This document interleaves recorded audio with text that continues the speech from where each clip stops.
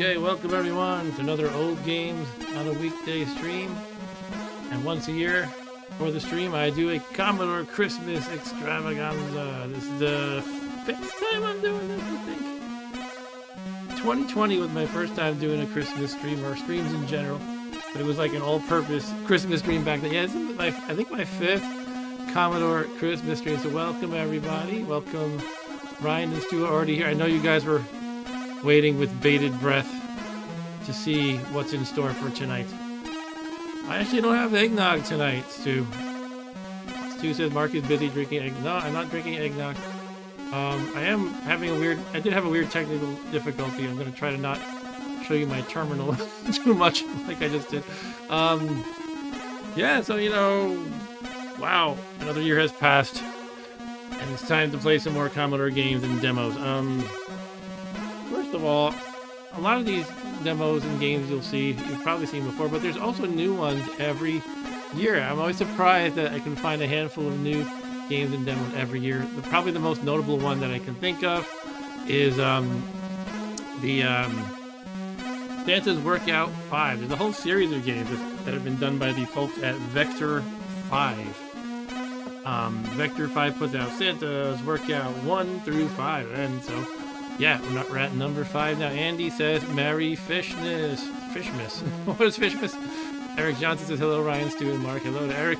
Stu keeps saying I'm late or something. I don't know. I've already been streaming for like 3 minutes now. I guess I was a little late before. Yeah, you know, I don't know. Should I just jump into it? I think I'm going to jump into it. So again, yeah, games and demo. That's what it's all about. Rob Bob, I tried to get him to join, but you know, he's got his own agendas these days. So, you know, it's all good.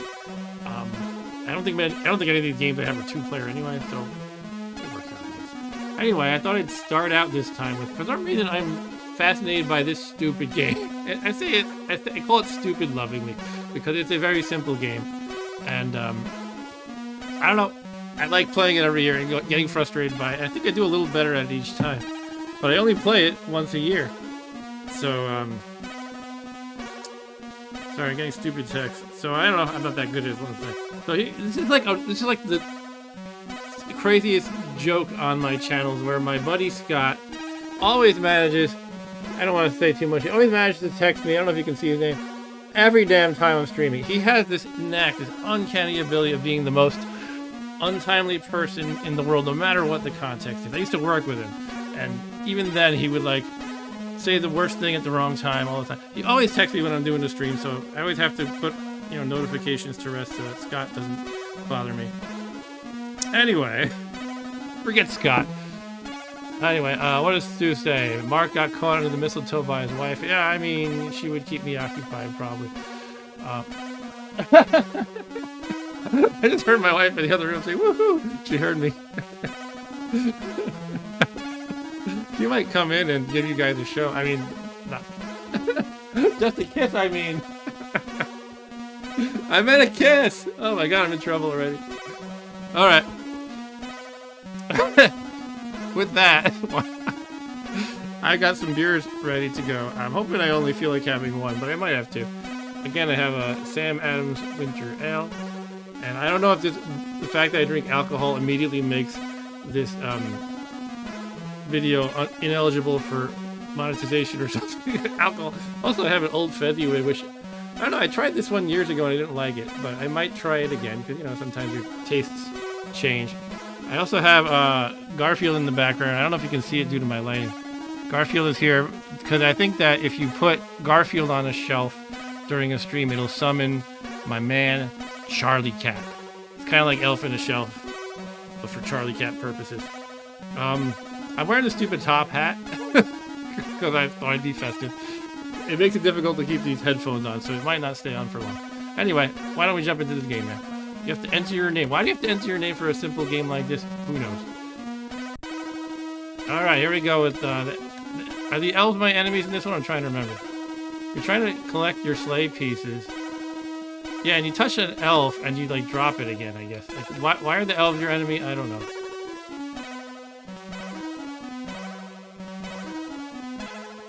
Alright, let's start with the reindeer. So yeah, you're trying to collect all the sleigh pieces and bring them over to the reindeer. But this is like an unfair game. It's like sometimes it's like, oh, what are they supposed to do? How are they supposed to know an elf was going to come around the corner like that? Still don't know why the elves are the enemies. And Ryan says, I like Sam Adams Winter. Yeah, I like that one too. It's pretty good. I figure, you know, when I'm playing a demo, which is basically like an animation with music, I could, you know, take some time to sip my drink. Ah, he's right on my heels. Get away, get away. Ah. Okay. I was like, whew. I hope to clear he went down the ladder, but nope, he just kind of magically appeared behind me anyway. Alright, so that's BS, but I dropped my slate piece now. Yeah, of course you remember this one, Ryan. I somehow play this one every year just because I feel I have to.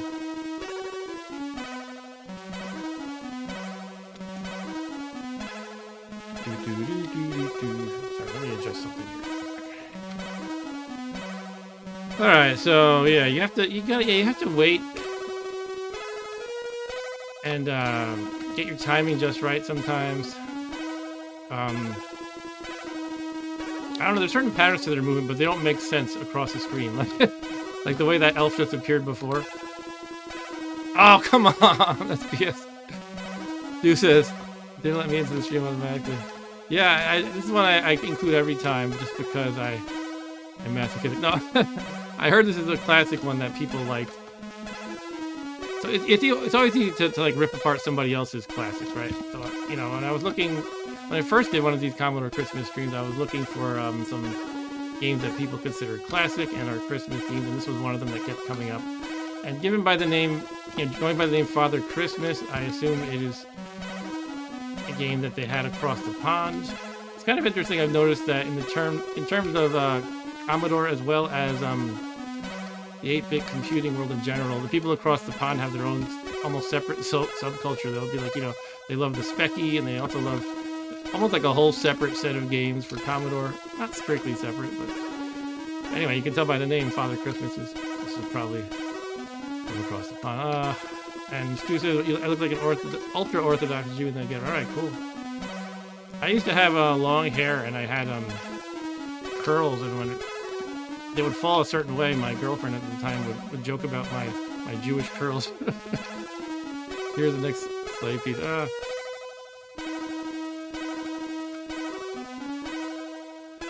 shit.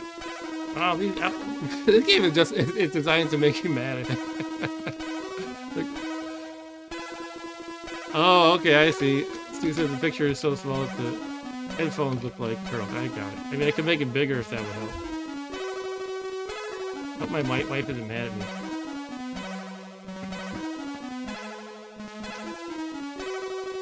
This guy's gonna come up, isn't he? Nope. Darn these elves. I don't know why the elves are against me, I swear. I think the way this works is the better you do in this stage, like the better your start to the second stage, something like that.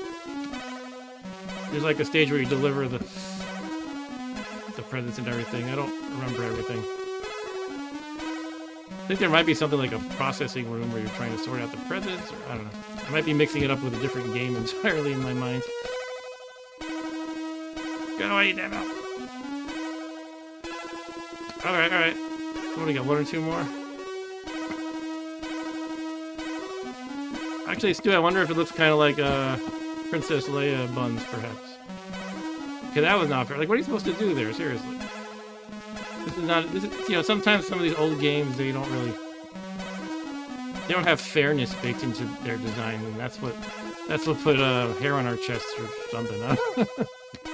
Go with that. You had to learn to keep persisting.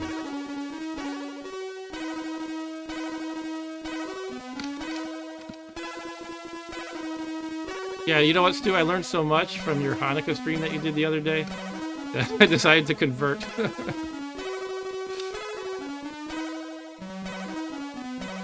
And somehow they, you know, they threw me right into an Orthodox, what's the term, sect?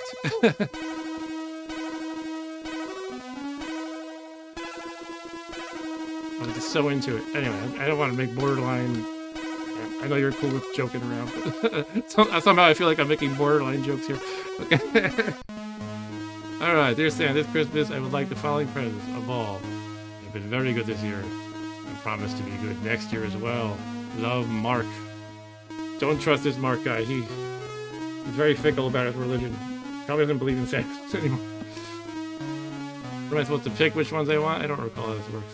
Okay, I'm gonna go for a GP crack compy. Yeah, I want some crack. Okay. That's too, so you should be able to write back, you dumb shit, you're getting a lump of coal. Okay, we'll go with the compy, the ball, I don't know. Book. Yeah, I think you have to catch these that they fall from the sky or something. You have to catch the right toy. I'll never remember what I showed. Tape recorder. Tape myself singing. And a television. A tank. I always needed a tank to blow away those elves. So it's not trouble next time.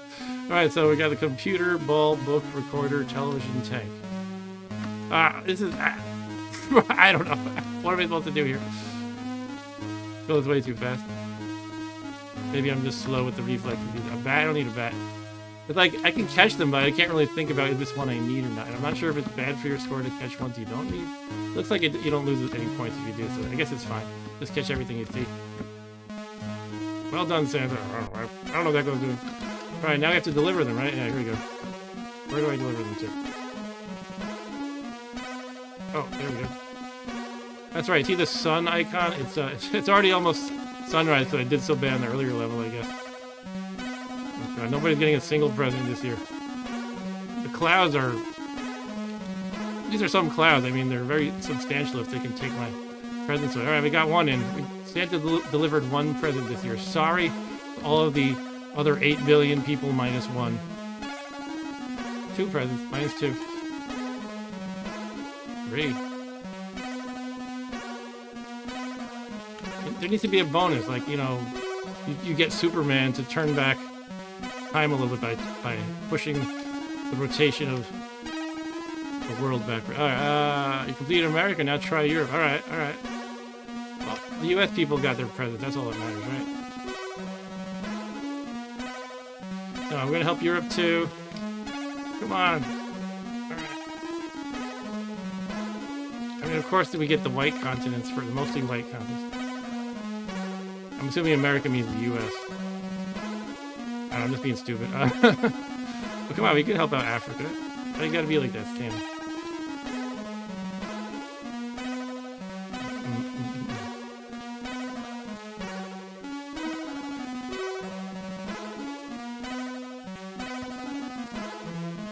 Alright. Sun is up. I think I'm pretty much done. Looks like it's pretty much noon, going by that icon.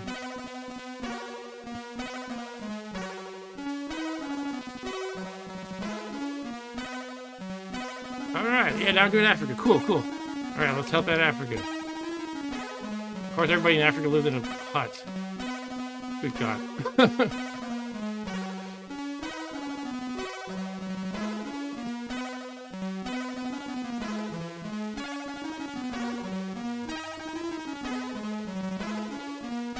I guess everybody in the U.S. was in skyscrapers, which is also not very, very accurate.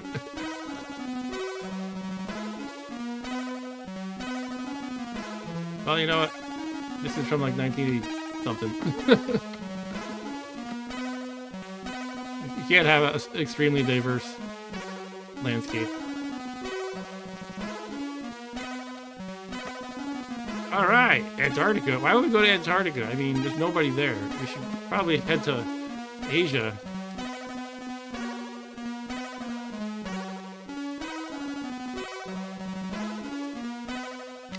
I'm surprised I'm still in it. I'm assuming it's going to end any second now. There we go, okay. We're nearly out of time, Santa. Luckily, all your elves helped out and all the presents are delivered just in time. You must try harder next time. Alright, that might be the best I've done, honestly. Alright. Let's go with the red light. So what you guys saying in the chat? Let me catch up.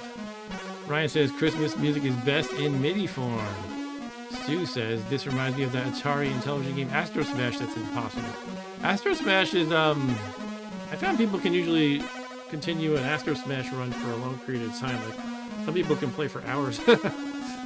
And Stu says, Africa didn't pay enough money to Santa Claus Incorporated. If you had any brains, you would start in China or Australia and go west. That's a good point. You know, you might as well take advantage of the sun situation. Each continent only gets like a dozen presents, it says right now. Alright, so that was a fun revisit of that game. What shall I do next, though? You know, I kind of want to play again, but there's so many games to play and demos to check out and stuff like that. You know, I'm actually going to pour my beer and stuff like that, so we're going to watch a demo. There was a new one I heard of. Here's one of the new ones. Binary Legends Christmas Demos. This is hot off the presses. I think it's so cool that these groups are still making, you know, individuals and demo groups, whatever, are still making games and demos here in 2025. Okay, let's start that up and see what it has to offer. All right, the quiet from that song, it's kind of nice because after it repeats like 18 times, it starts to be a little bit gray. But I actually do like the tone of it. It's really cool overall. Merry Christmas from Binary Legends. Is this the whole thing? I hope not. Nonetheless, I'm going to take this moment to pour myself my beer.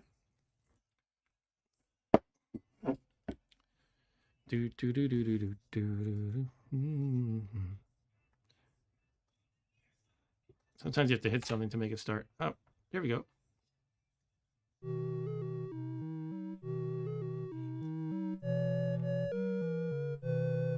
Okay, we got lovely stockings hanging by the fireplace.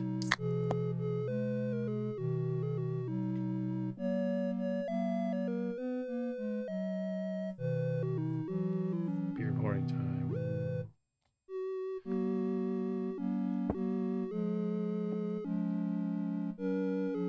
What's in the stockings? Looks like we got a teddy bear in the blue one.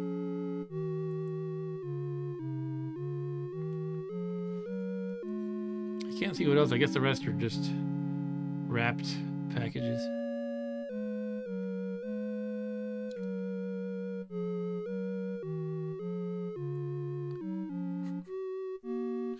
I also have with us the traditional Christmas snack of meat sticks.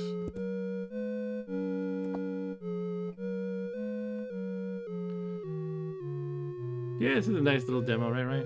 It's not trying to be too fancy. I like the fancy ones. I like some of these ones like this are nice too. They're just simple, and they play some nice, calm Christmas music.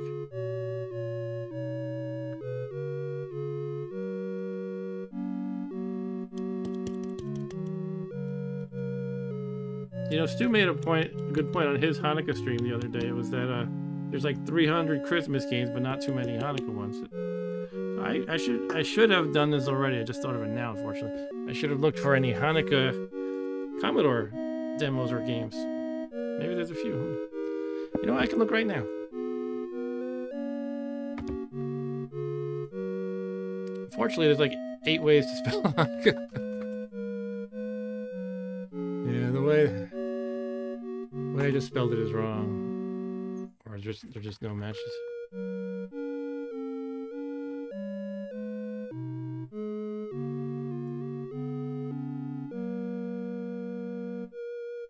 Yep,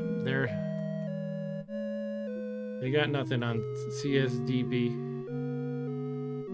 for Hanukkah. Sorry, Stu. I tried.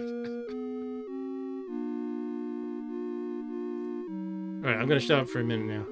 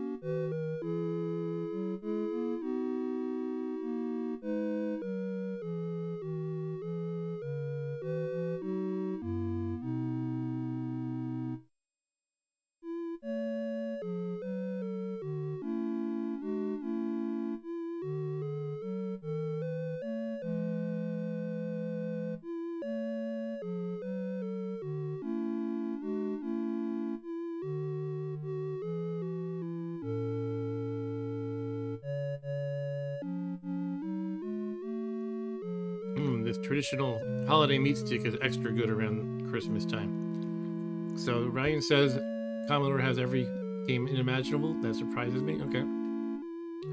I mean, it kind of does, yeah. And Stu said I was telling someone today that my chimney goes directly into the boiler, so I hope Santa doesn't try to go down. Yeah, you have to have a fireplace. Santa has to get creative otherwise.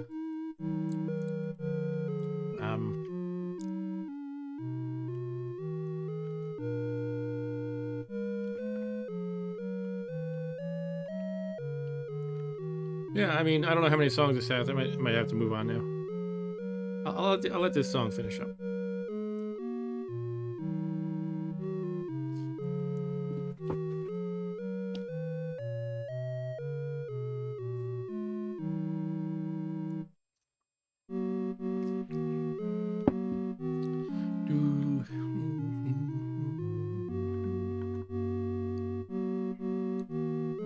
All right, I said I would stop after that song, but this one's so catchy.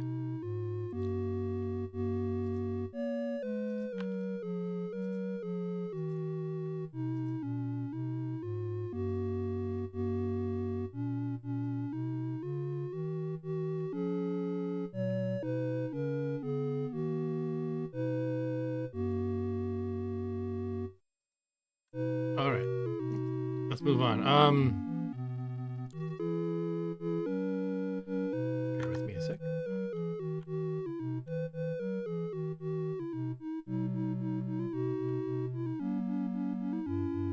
All right, what should we do next? Let's play a game. How about this is a neat little game that I've played before that I want to try again. It's Snowball Sunday,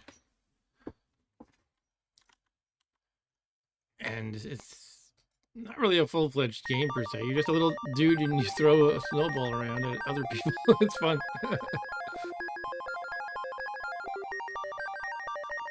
Starring William Warmstart and friends. I don't know who those are. I don't know who Ash and Dave are either.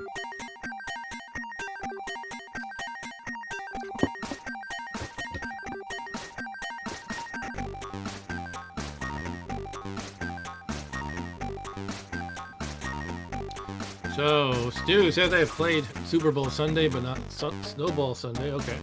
And Ryan says, I wonder if you could get a copyright strike for C64 tune. I actually have, not a strike though, there's a subtle difference, a copyright claim, which doesn't do much, more or less, but it's basically I can't monetize the video unless I don't know, like, YouTube gives you a tool to, like, mute the section. But yeah, someone was playing some, like, pop song, you know, one of the demos was playing a pop song. It might have been Last Christmas, I'm not sure, by Wham. And yeah, I got a claim for that. Alright, so it's F1 and F3 to choose music. Joystick import 2. Let's do it. That's some smooth scrolling there.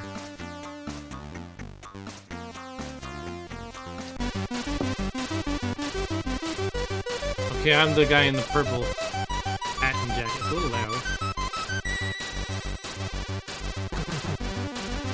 Gotta turn it down a bit.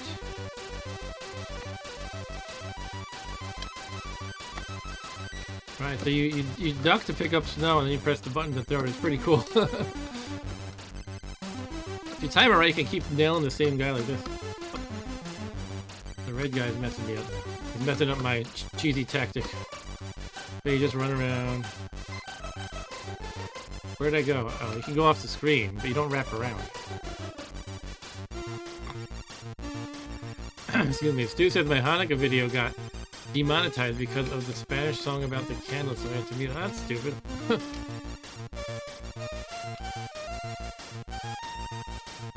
Oh, I got clobbered from off screen. Ah, they can get you from off screen. So I guess if you go, I guess I could do the same. Aha! Just clobber them at point blank range.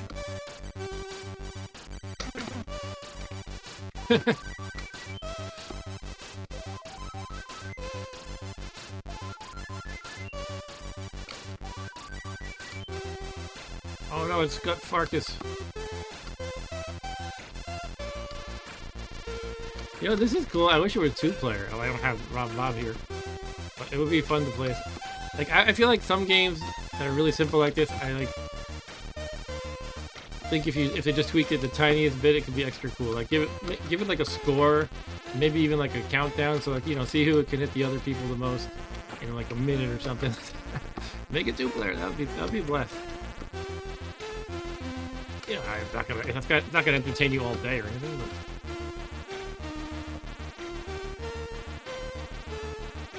Now I can press, what is it, F1 and F3 to change the music, so let's try that.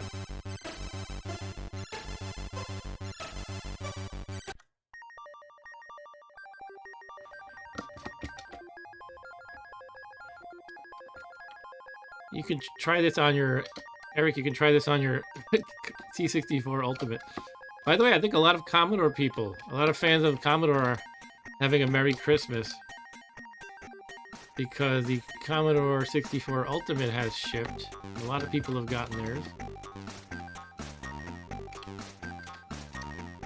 And I'm really impressed by what I see from that device. I actually ordered one. I usually don't order any of these retro devices, or I'm very selective about them. It just seems very nice. I was actually thinking of getting a regular Commodore 64 on eBay, just to try out some of my hardware and try to load up some of my old floppies, including homemade games I made once upon a time for Adventure Construction Set and whatnot. And I'm Googling and I run into the Commodore Ultimate, and it looks like, in a non-technical way, here's my non-technical way of explaining it. It's like the best of both worlds of modern emulation and original hardware. You can plug in any original hardware. It doesn't technically use emulation. It uses what's it called, FPGA, to sort of re-implement the hardware. And yeah, it has all the original ports. You could hook up an original floppy disk, and also it has, you know, Wi-Fi and internet capabilities, and of course you can load ROMs onto it if they're not dealing with physical media. Comes with some sort of a USB stick that looks like a cassette tape just for the retro appeal, I guess. Yeah, so Eric got his and he said, yeah, it's a really good machine, brings back a lot of nostalgia, but with quality of life improvement. Yeah, Stu, they do. Stu asks, do Commodore carts work on that also? And yes, they do. You can use pretty much every hardware. I'm sure there's some weird edge cases I'm not considering, but you can use carts, you can hook up original floppy drives, you can use a peripheral port. For example, that game by the 8-bit guy, the PETSCII Robots, that comes with a special Super Nintendo adapter for Commodore 64, so you should be able to even hook that into your Commodore Ultimate because it has the peripheral port. I mean, for all I know, there's some weird issues with some random obscure peripheral like that, but it should work in theory, I think. Hello Dog is here and said I got my order in early and still waiting for tracking. Oh, that's cool. I heard a lot of people are a little disappointed that they're not getting any tracking info. Some of them are saying, some people are saying, hey, I just got this thing, it showed up at my door. There was no tracking, however. Yeah, so I don't know when mine's coming. And Stu says this game really needs a score counter. Yeah, I agree. Let's change the music another time.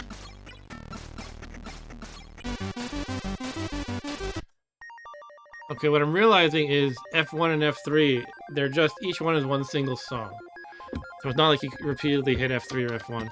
So we've already heard both songs. I don't know what I was expecting, like maybe like 10 of them or something. Alright, I think I can move on from this game. It's kind of addicting. Like, I was just enjoying chatting, talking about the Ultimate while just throwing snowballs, in like a zen frame of mind, kind of not really thinking about it. Alright, well, let's move on from Merry Christmas from Ash and Dave. Really cool game, though. What else is there to try? I got a whole bunch of stuff here. Here's a new game I just bought from itch.io. It's called the Pretzelves. Pretzel Logics. Hopefully I don't have to think too much. I think it's a puzzly game.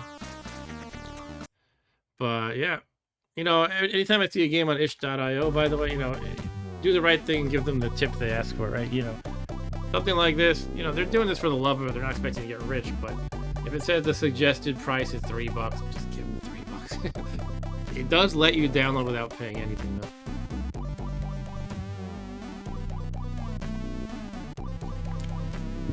All right. I mean, this. You gotta look at this title screen. This title screen alone took somebody a long time to make.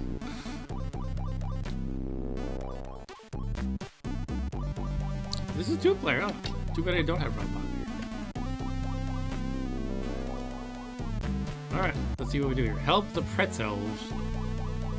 Collect all the gifts and throw them into your own sack. Throw snowballs and bombs to stop your opponent. Throw power downs. Power downs? Into a sack. Oh, like the opposite of a power up. To prank your opponent. And what else we got here? Snail speed or goofy foot? Stu says he's gonna throw something into my sack. Oh, I just knew a Stu joke was gonna ensue as soon as I said your sack. Alright. Alright, so we're little elves ice skating, is that it? We're throwing presents around. I didn't quite catch what I'm supposed to do. Oh, I get it. You're throwing the green ones into your green sack. Yeah, this is definitely a 2-player kind of game. I'll throw that snowball at him. Can I, like, steal his stuff? I think it just makes it disappear. Oh, I missed the sack, actually. Give me my presents. I'm not overthrowing this stuff. I gotta do better. What's the pretzel do? Oh, skate's over. I guess I lost. Ryan says I always give them some cash. I do the same thing with free watch faces. That's cool. Yeah, Ryan's really into smartwatches. Like, not like Apple Watch, but like Garmin and Pebble. So yeah, those are usually just a single random dude just having fun with a cool idea he came up with. So yeah, it's cool to give them a few bucks.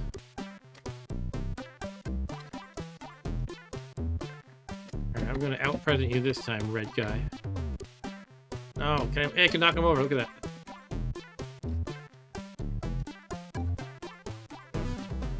Get out of my way.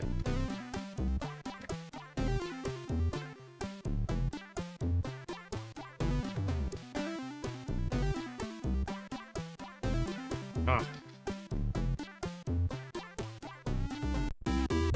Yeah, I won that time. Levelf, get it? Levelf, done. Now we're on Levelf 2. Did I just give him a present? Oh. What does the pretzel do again? Oh, I control backwards. My controls are all backwards because he got the pretzel. Okay, that wore off pretty quickly though. It only lasted like 3 seconds or something.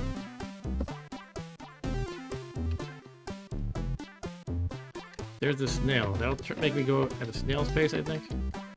This time I will throw the pretzel in my sack. He's having trouble controlling, I think. I guess with a computer player, you have to just kind of fake that.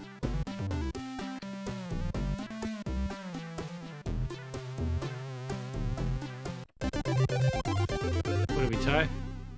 Yeah, I think we tied. Yeah, this is pretty neat. Neat little game. Retry or quit. So I guess if you tie, you sort of... I gotta get this mouse cursor out of there.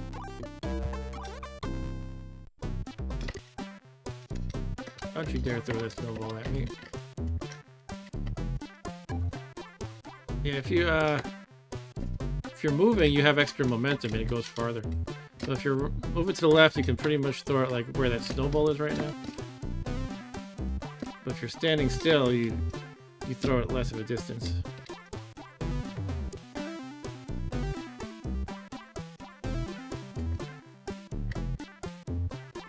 Get out of here with that red.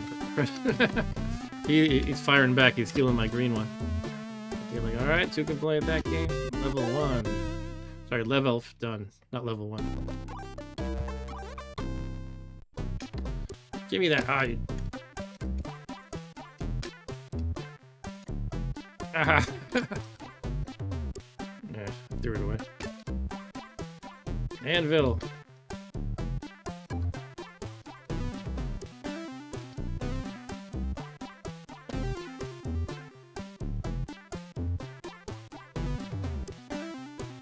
Give me that back.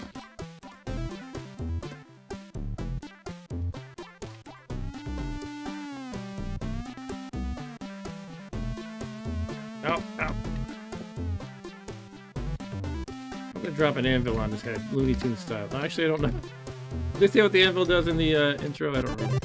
I think we tie it again. I think it's... There's a present meter at the bottom. I think that's how many you have to get within the time limit. So it's not who gets the most, but you win if you complete that meter, I think. Ryan says, I love those C64 graphics. Yeah. It's pretty cool. It's like, you look at the house and all the snow on the roof and stuff. It looks like they got a pretty... They somehow managed to make it at least look like there's a lot of color depth to it. I don't know how many colors the machine can actually display at once. A good artist can kind of fake it. To some degree. If you have just black and white, there's not a lot you can... Well, even that, in some context, you could sort of make... You know, do something like pointillism style. Anyway, let's try again. Notice it's a different background every time I play. That's pretty fun. So now that I'm looking at the mirror more closely, it looks like... Oh. Hold on, are we both trying to get red and green presents? I thought I was only matching the color. If you look at the meter at the bottom, there's both. I have to get red ones too, it looks like. I just assumed that by our colors. I assumed incorrectly. Oh, he's gonna win. That was fast. Somehow he owned me very quickly. Alright, but now I know what to do, actually. At least a little more than I did. Okay, give me that. I need red too. Red rum. I feel like I probably got like far too many greens in. Like I'd already met my quota. I was just overdoing it at that point.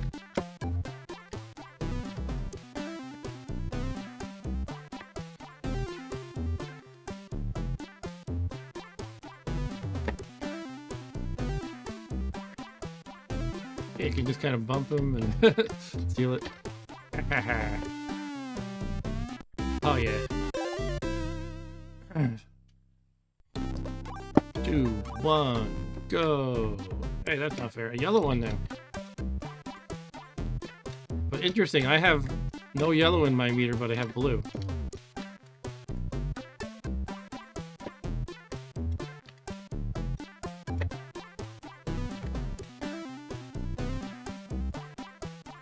Snail. So we got green. I have green and 2 red left. Oh, you messed me up. Give me that red.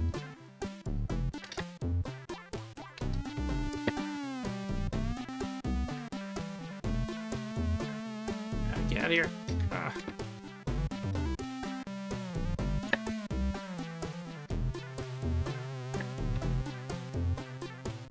Yeah. Level done. I need to try one of these anvils. I don't know what it does.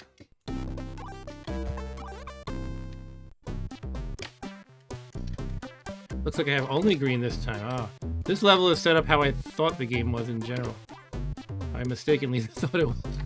I have only greens, and he has only reds. I got the timer thingy. What does this do? Stops the clock, it looks like. Guess that makes sense.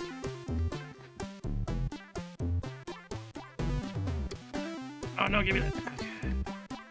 Yeah. Level done.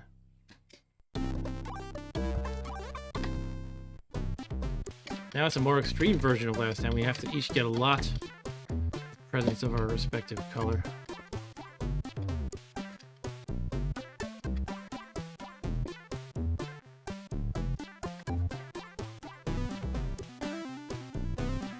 Oh, why did I throw it that way? Oh, skates over. Oh, they don't give you much time in that one. I'm a top elf. It's a computer with a keyboard. Just let me type it. Okay, I have to cycle through. Oh, I just hit M by accident. Okay, I'm just M. That's fine. All right, that was pretty fun. That is not Lev Elf. It is I'm drawing a blank. What the heck is this called again? The Pretzelves. And who made this? They deserve some shout out. I should give the creators shout outs more. This is by Pretzel Logic. Okay, so they call themselves Pretzel Logic. You can look this up on itch.io. It's at pretzel-logic.itch.io/Pretzelves.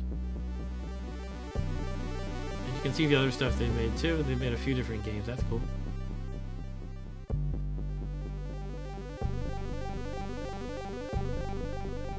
All right. Let's hit quit.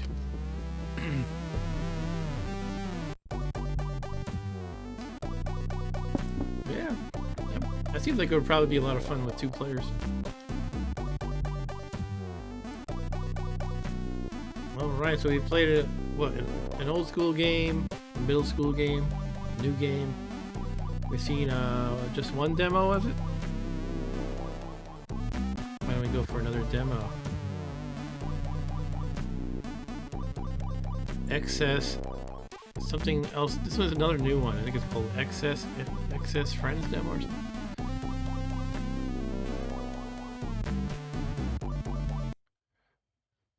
Let's check it out. Alright, I'm gonna put aside the silly Stu. The silly I've just read Stu's name. Yeah, this one is new.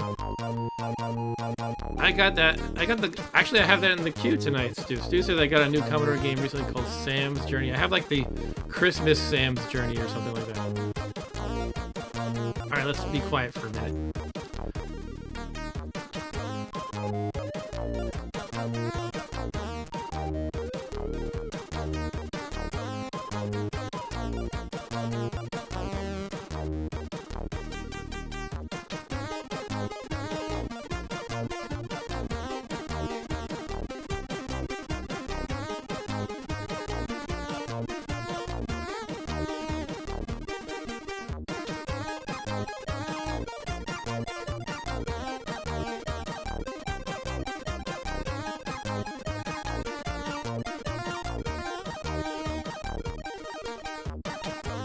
Fugu here. I don't know who Fugu is.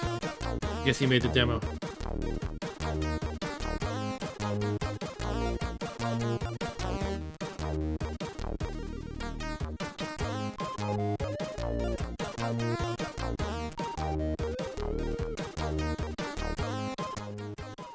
My personal story about this song is I had first heard it in like the early 80s from that Sesame Street special, in which, you know, they're like, I don't even remember what transpires, but they're at one point they're ice skating and this song is played. And I could have sworn, because I didn't know it was Spanish, I was like 3 or something. I thought they were singing "Police Mommy Died," like some kid is calling for their police because their mom died.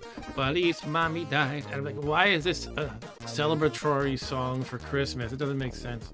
Anyway, let me shut up again.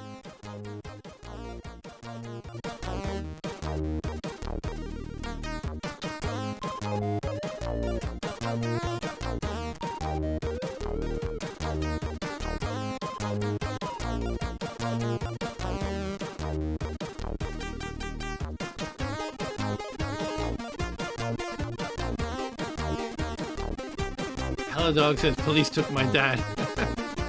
That makes more sense, guy. Police took my dad. Stu says, I love that special Oscar the Grouch skating inside his can. Yeah, you know the one I'm talking about.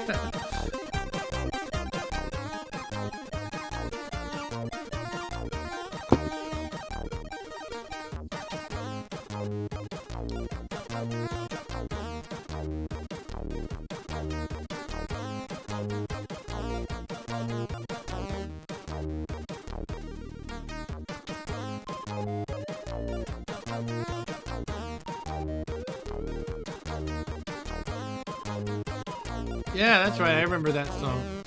The True Blue Miracle song. That's sung by, oh, what's her name? It's not Susan, is it? Anyway. Was it Maria who sang it? I don't know.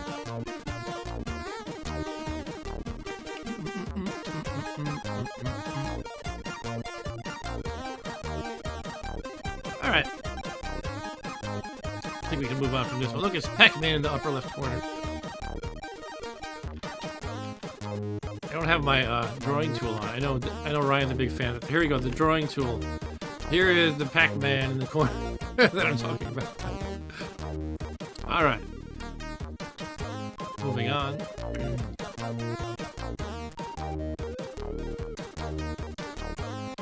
Hey, let's play the game that Stu was talking about. I think it's kind of an involved platformer, like Super Mario Brothers sort of ish, maybe. But I'll play for a few minutes. This is Sam's Journey Season Special. And it failed to start. Okay.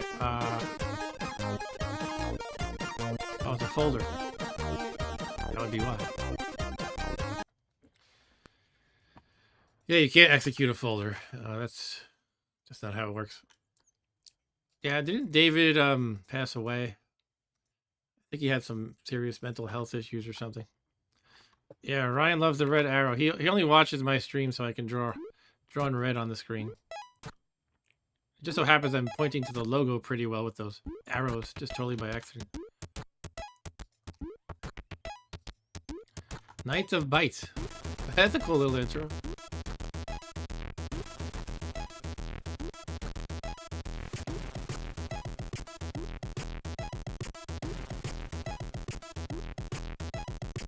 I guess that's Sam.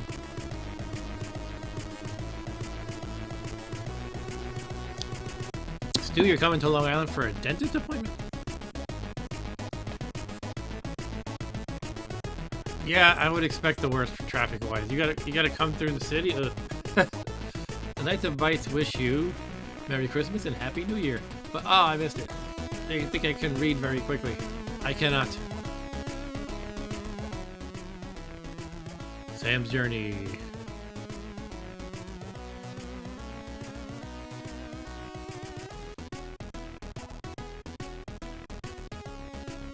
Right, something else. Sam is celebrating his 4th birthday on the Commodore 64 thanks to all his fans.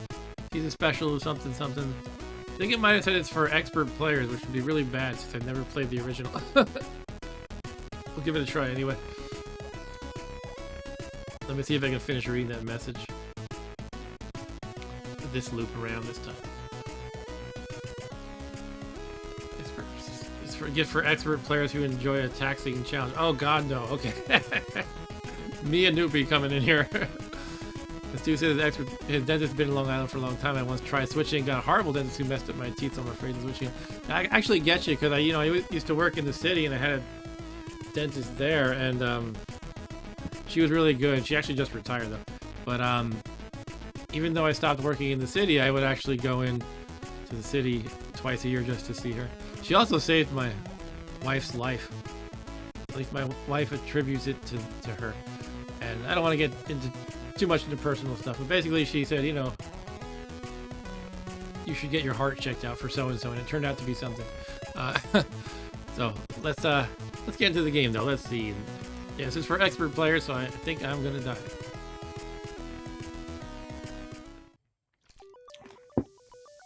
Whoa, it's like Super Mario World right here.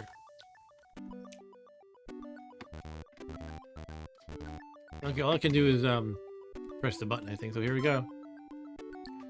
God, I'm terrified.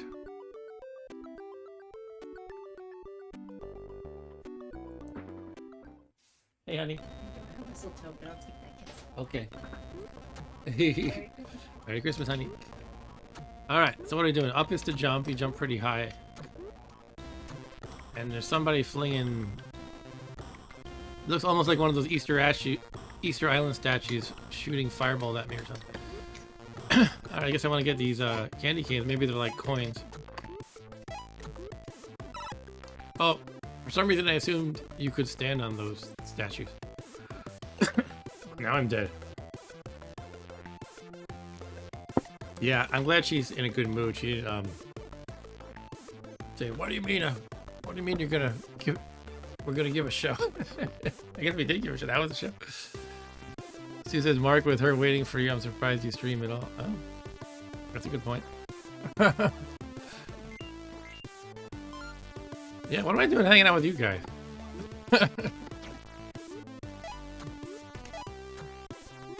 Alright, let's jump over that. Oh, okay, I shoot this way. Oh, I just skidded pretty bad on the ice, and that's it. Eric says, reminds me of those fireball throwing enemies in Castlevania. Oh, okay. You know, sometime I gotta sit through and give Castlevania a playthrough. Never played it back in the day. I would occasionally play it on a stream, like a little bit. Like, you know, I'd do one of my smorgasbord style NES streams and I'd play it for maybe 10 minutes or something. Yeah, I wouldn't mind actually playing through that game.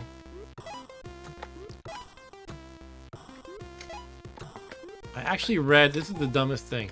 I read the novelization of, oh, picked up the president, threw it in the hole. Okay, I don't know what I'm supposed to do with it. Anyway, I read the novelization of Castlevania 2 Simon's Quest. Oh, God. You might ask, why did I read the novelization of Simon's Quest? Well, my 8th grade teacher had every student read one book per month, and you could read whatever you want. You know, she'd have to approve it, but, you know, within reason, it just had to be like a real book, basically. And what would usually happen is on the first of the month, some kids forgot. And, you know, or procrastinating. They're like, oh, crap, I need a book. So I did that, and a friend of mine read that book. So I said, can I borrow that for the month? Like, I had no interest in it. But I read it, and, yeah, that was for school credit then. God, what am I supposed to do here? So I don't know how much the present matters. Yeah, Worlds of Power, exactly, Stu. Hello Dog says, reminds me of RoboCod. Oh, what, the James Pond 2 codename RoboCod? I had forgotten that exists. Okay, I keep thinking you can stand on this. You can't stand on the block, so I have to. You know, I'm gonna ignore the present and just try to jump across the platforms. Ignore the block.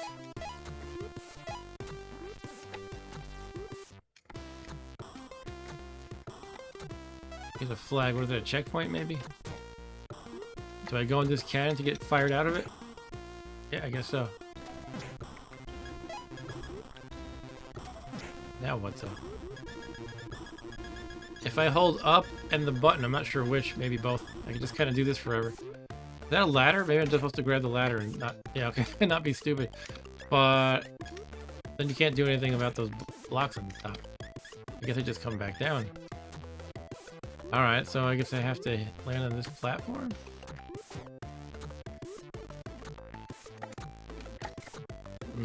But I can't. Maybe I have to do it from ladder, but it's kind of... Oh. You can fall off the side of it. I thought the purple stuff on the right and the left were like walls, but they're not. You can just drop. There's another cannon here. Okay. I got a shirt? Is that good? What happened? I have a black shirt with a smiley face on it. Ryan says Castlevania could make a good horror novel. Eric says, I read the Worlds of Power Blaster Master book as a kid. I loved it. Oh, I remember that one too. Yeah, there was a whole series of them. I only ever read Simon's Quest, I think. You know what? Blaster Master is another game that I actually want to play sometime. I didn't play it back in the day at all. Alright, so I need to go to the right, I guess. I guess I can jump from here? Oh, I can bounce. Oh, I'm a ninja because I have that outfit. I have the ninja outfit, so I'm like Ninja Gaiden style now because I can drag onto the wall.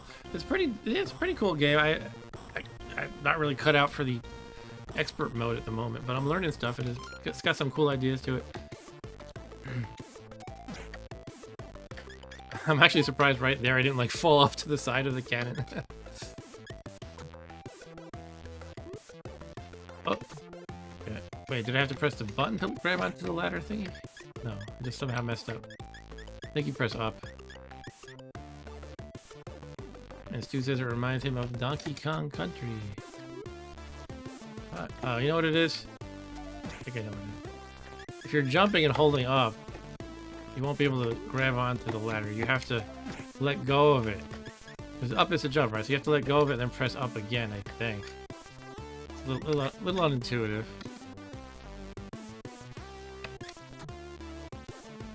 I'm never too much of a... Yeah, that's what you say. Never too much of a fan of games where you have to press up to jump. It's never felt natural to me, but that's fine. There actually is a... You can actually have Commodore... You can plug into Commodore controllers that support 2 buttons. I don't know the specifics, but the emulator supports it. So technically, you could have a game that has a, you know, a button to do one thing and another button to do another thing. Ah, I think I'm supposed to bounce on that bat's head. Right, let's try this again. Button is launch out of the cannon, so yeah, button is definitely used. All right, I'm gonna bounce off of him. Hopefully better than last time. All right, hit a checkpoint. Nice. Who is that guy? He's a bomber. He's the mad bomber from Kaboom. Normally the button doesn't do anything. I think it would be better to make it jump, but I don't know. I did not design the game. I'm not sure what to do about this guy. I'm assuming I can't touch him. Ah, even the bombs before they explode hurt you? Oh, but you just lose your costume, your ninja outfit. See, I think bombs should not hurt you until they explode. That's their thing. They explode. Alright. Still, I'm not to criticize the design. Yeah, the student says it's for the C64. This is amazing. I agree. This is quite good.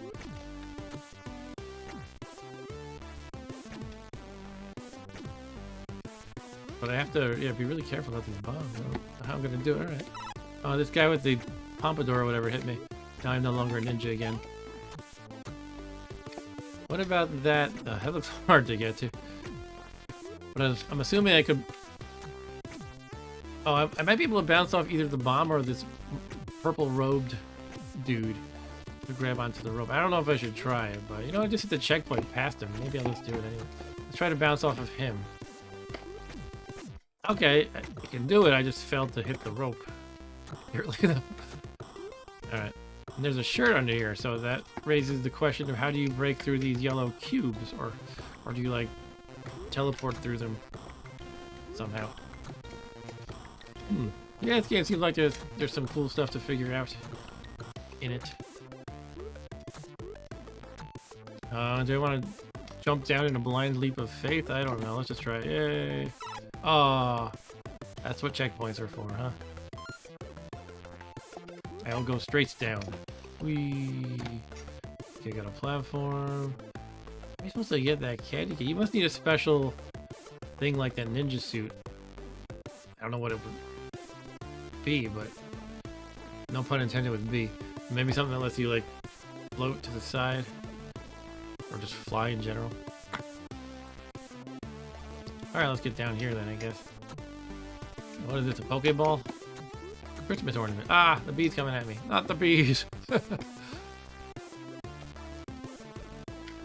By the way, this is something I should have said earlier probably, but I'm taking for granted that people know what the Commodore 64 is. Not everybody does. Not everybody was there back in the day. Some people are younger. Some people didn't have one. Some people weren't aware of it. My friend today mentioned what was Commodore.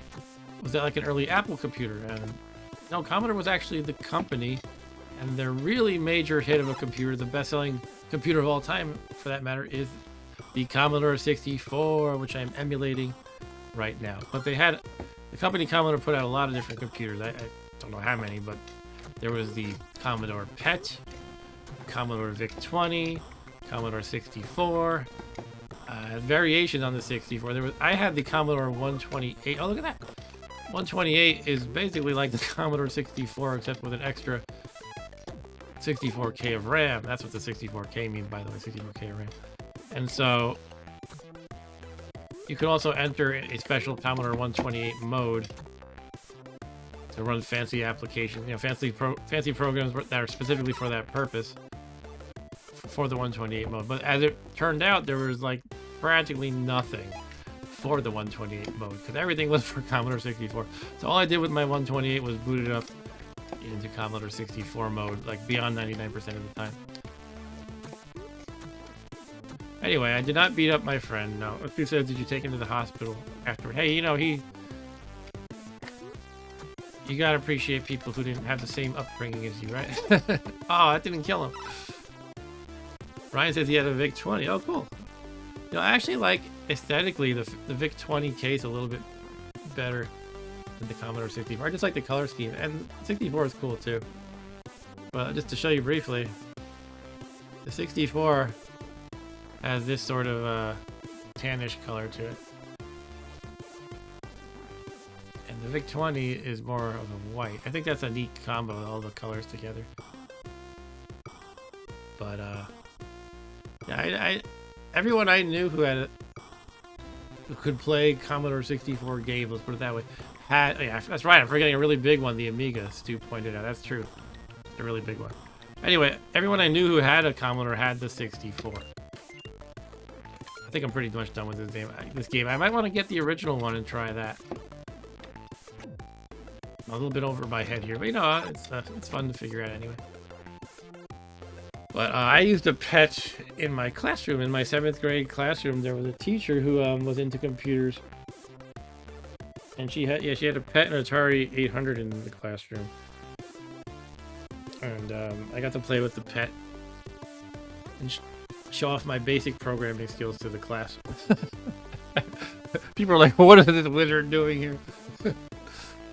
Alright, so that was some of Sam's, what's it called? Sam's, not adventure. Sam's something. That's why I'm scrolling back to Stu's message to check what it's called.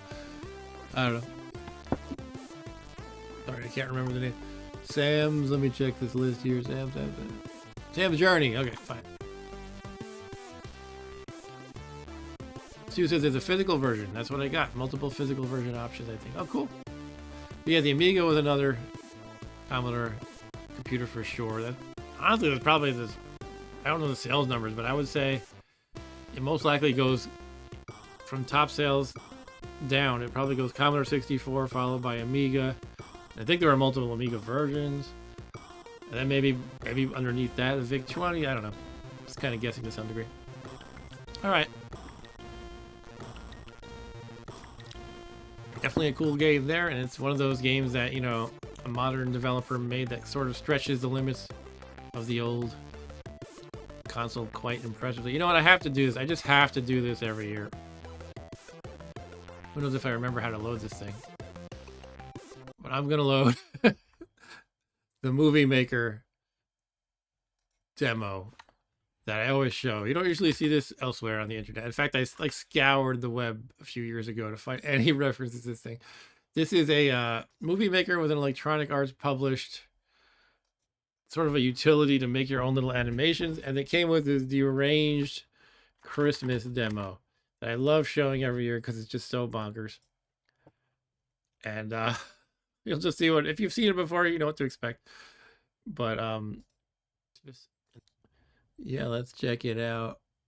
I may have to reference my old stream real quick because I don't remember how to load it up. It's like you have to do this whole song and dance that's quite, you have to do it quite perfectly. Like put in this disc and hit this thing on the menu and do this and that. So bear with me, Mom. Hopefully it'll be clear, but. And this is homework I should have done ahead of time, honestly, but that's how it goes. I call this the Deranged Christmas demo. So it looks like you got to go to Play Movie. Hold on, yeah, I'm literally looking at my last year's stream just to see what I do here. I guess it's play first. Insert Movie Maker disc into drive 1. I guess it's expecting the data disk. I don't really know. Try that.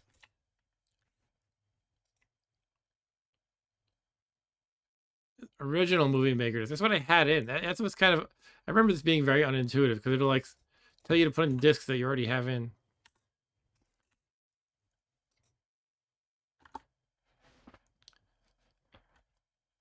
This is from, you can see copyright 82 and 85. I think originally it was some smaller publisher, like Interactive Picture Systems put this out.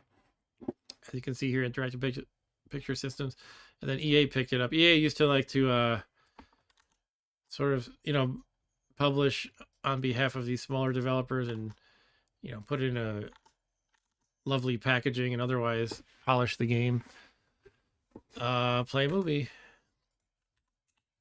Which movie? For some reason, my file is called XMas TET. So that's what I'm typing. Hopefully it works.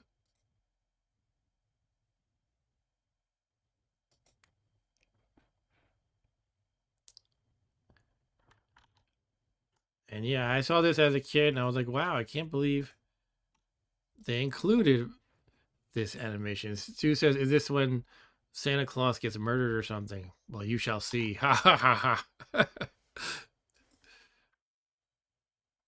Hopefully it's going.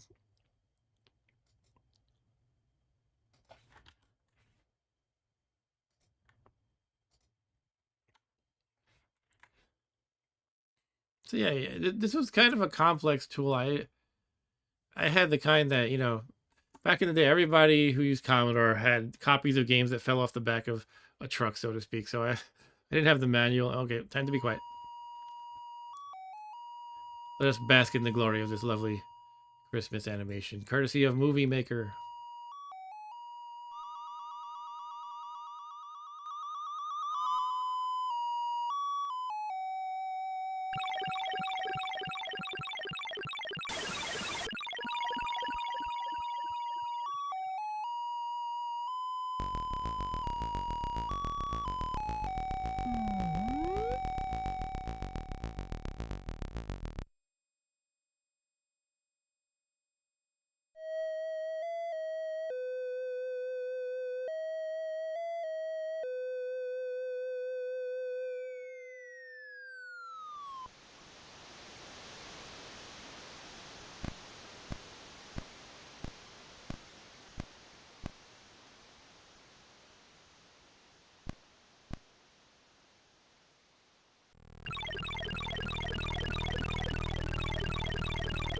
The horror doesn't end with just Santa being reduced to bones. He gets eaten by a wreath monster. So that's that's what you can do with Movie Maker. I'm gonna show it one more time. It's so short. It's worth seeing twice in a row.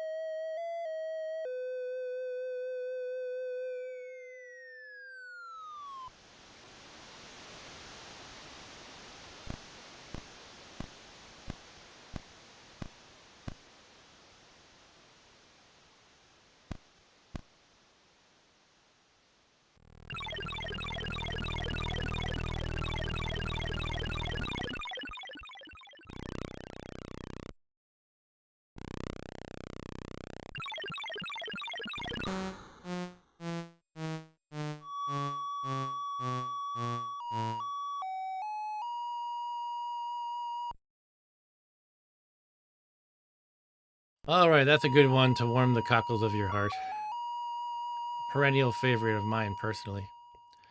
An underrated classic. All right, moving on. There's so much good stuff to try out. Let's take a look at my list here. Here's a game called Santa's Troubles that I might have done before. I might have played this on a past Commodore Christmas stream. Eric Johnson says it's like a Halloween Christmas. Yeah, right. Stu says it should say Merry Christmas, you filthy animal. This predates that movie. All right, so here we go. It's a pretty cool little intro. Is this a game I just bought? It might have been. Yeah, I think I just bought Santa's Troubles. It's one of those itch.io things. This is from 2023 by, it looks like LC Games. They have a cool little logo. LC kind of, the C fits into the right angle of the L. All right, you can play difficulty. Let's go with easy. Oh, do we have like auto fire on or something? I don't know. Responding like I do. I don't even know if the joystick has that. Could be a setting. I'm just gonna take a quick look.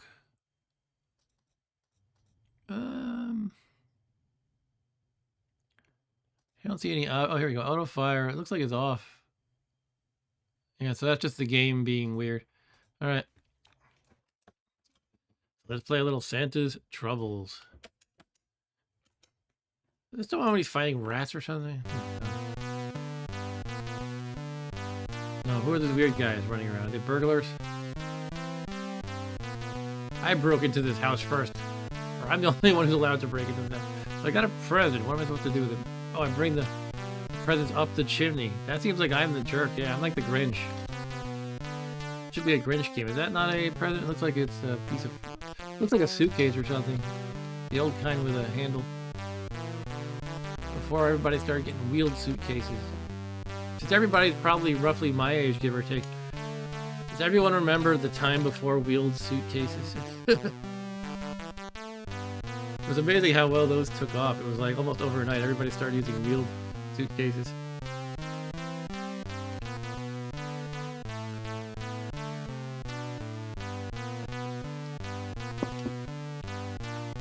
I'm assuming these guys kill me or something when they touch me.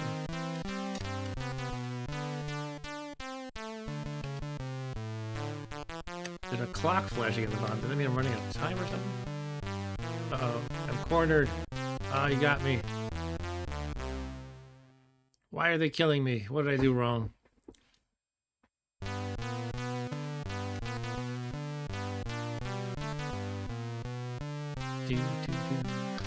Santa is pretty slow. Doesn't walk very quickly. He's not even that fat in this game. Yet he's quite a slow runner.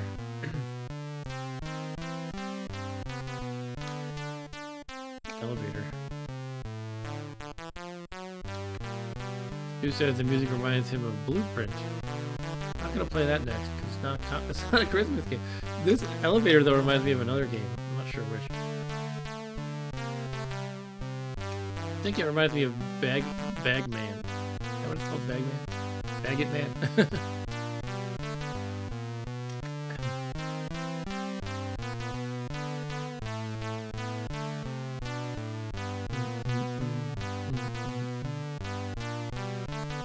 What's with some of the floors? They have like a little alternating yellow and brownish color to it. It makes me think like you can go through them or something.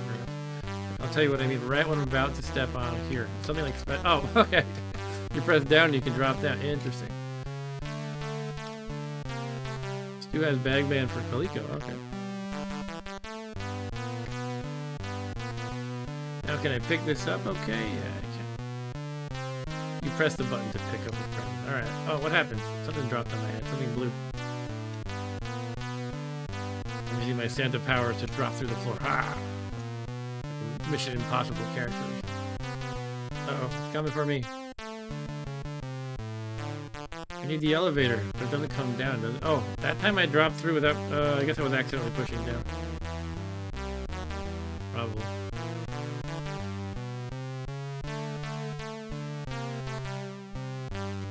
Yeah, I don't know why the chimney, the presents are going up the chimney. That definitely makes me think of the Grinch stealing the present.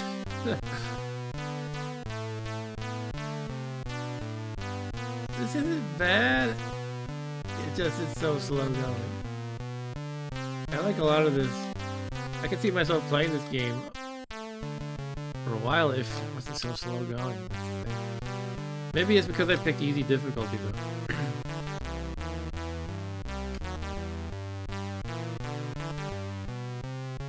Perhaps on normal it's not so slow. But I don't know, just speculating.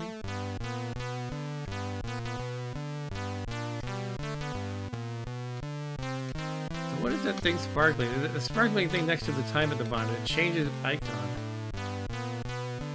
It changes from time to time. The button doesn't do anything, by the way, except pick up presents.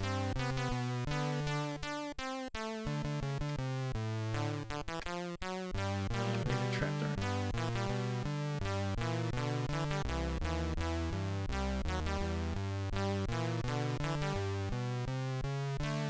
This will throw him off when I'm helping.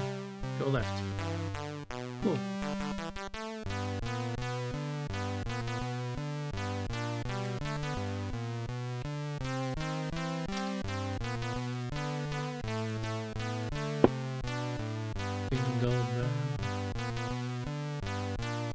You know, after I beat this level, I'm gonna try going to normal.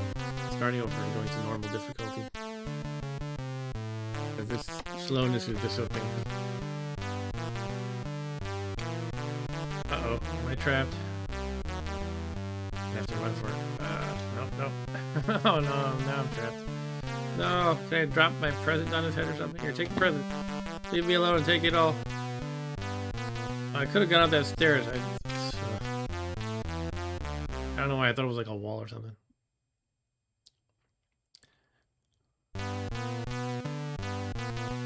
Okay, there's only one present left at least.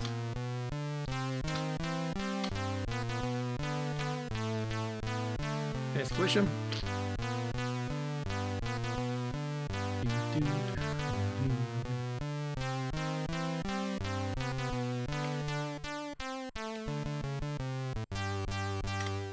Alright. Now that I've burgled the place thoroughly, I disappear up the chimney. Yeah, so I'm gonna reset it. Excuse me. Can I do like a soft reset? Just auto start again. It's the easiest way.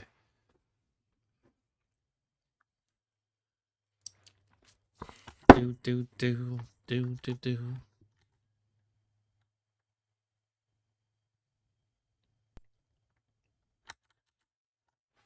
All right, LC game. Let's play normal. Here we go. Is it faster? I think not. If it is, it's very marginal. No, I think it's just harder in some other way. Unfortunately, this is kind of a deal breaker for me. I mean, it just makes it less fun. Otherwise, it seems like it has potential. I'm waiting for Santa to tediously walk around. Alright. So I'm going to give this a pass for now. But yeah, I just think it has potential, but I want to move a little faster, please. I'll move on to something else. If you see a name here on this list that sounds cool to you, feel free to call it out. I'm just kind of going by my own whims here. Santa's Fall. So let's go to Satan's Fall next. Nobody has any suggestions, that is. I definitely have to try Santify this. Santa's Workout. Those games are pretty impressive. Vector 5. But I'm gonna go for Santa's Fall Beta.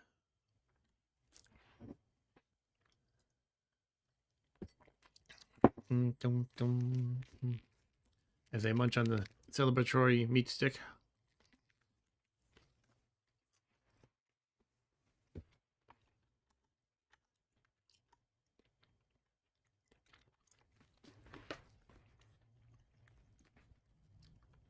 Ryan said earlier that he goes upstairs faster than walking. Boom,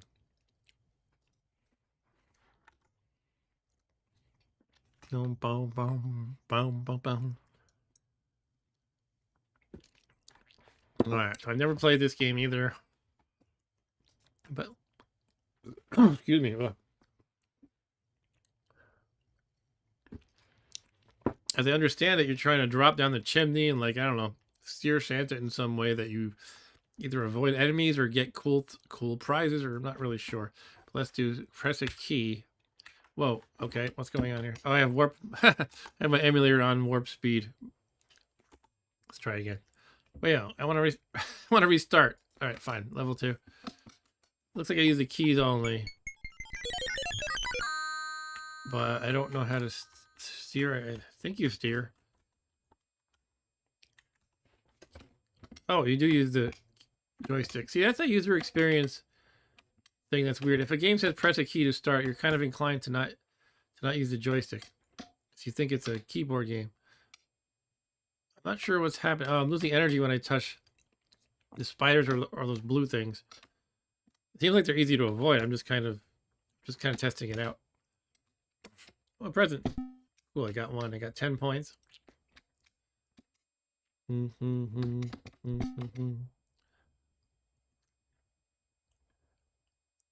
Does the moon in the top left have a big nose? I got 2 gifts. This looks like it's made of, the graphics are made of PETSCII characters, which is fun.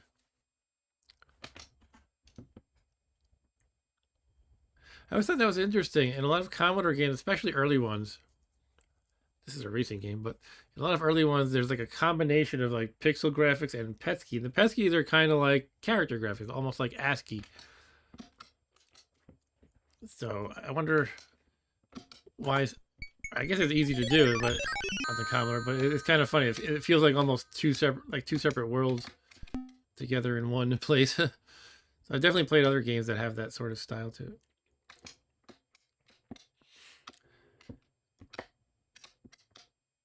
I feel like I should be able to go faster to get extra points or something like that.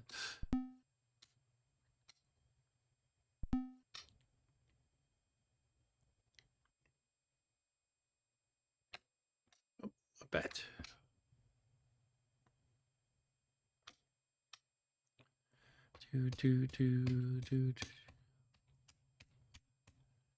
They're not. I mean, okay. They're mostly making this painfully easy.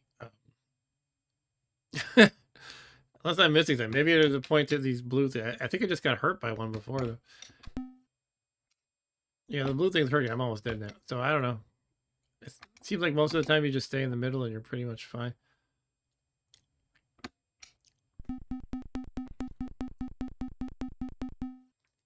But, you know, there's probably a lot of levels to it, so I'm sure it gets harder.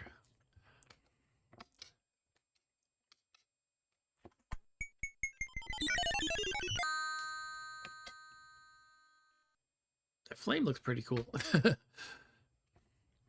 Oh. Now the bat, I'll say, yeah, they're hard. Fires. All right, I'm dead. But I couldn't even see the final message because I think because I moved the stick, it like restarted the game.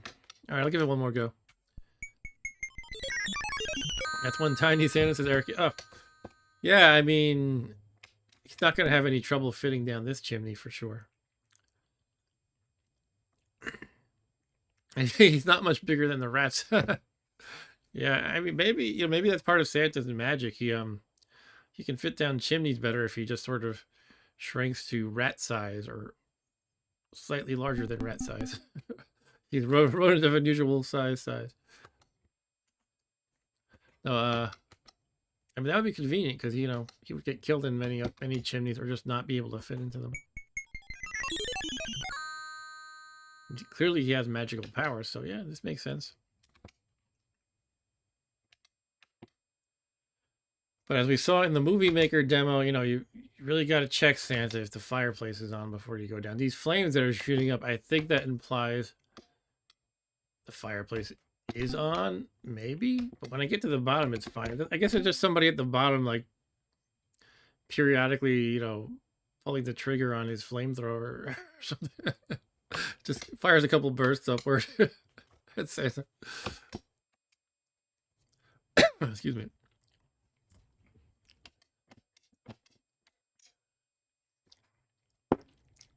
Oh, I was going to get that. And then the level ended. All right, so now I'm going to try this beer that I remember not liking, but it's been a few years. It's Old Fizzywig. It feels very Christmas style. It's rich and spiced. So I will pour myself a glass quickly.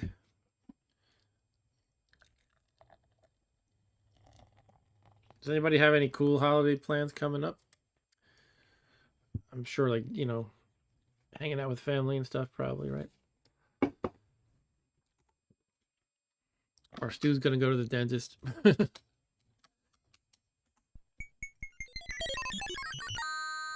I'm just happy to have time off, mostly.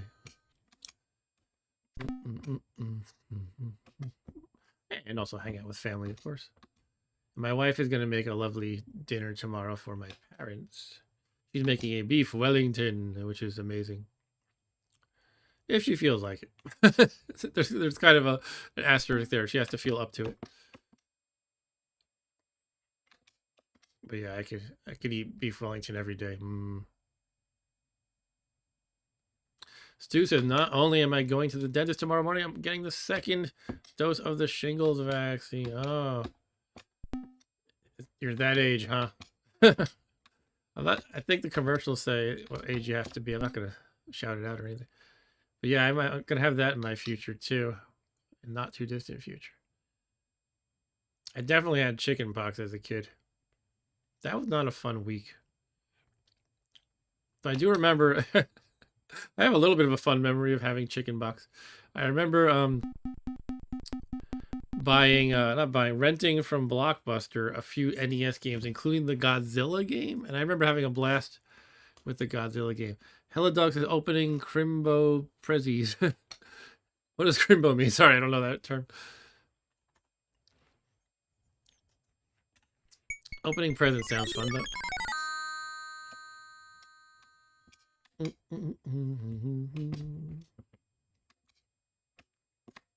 Oh, it means Xmas. Okay, it means Christmas. Sure, that makes sense. Okay, now it's getting a little harder. The you know, they should. Well, I'm not criticizing the game before I see what it has in store, but it's like making a narrower tunnel sort of for me to go in between the spires. But what if they made it so you had to like veer left and right? I'm sure they probably do that later. But I think the game has a problem of ramping up the difficulty too slowly. And these bats are kind of hard though, but they're very rare.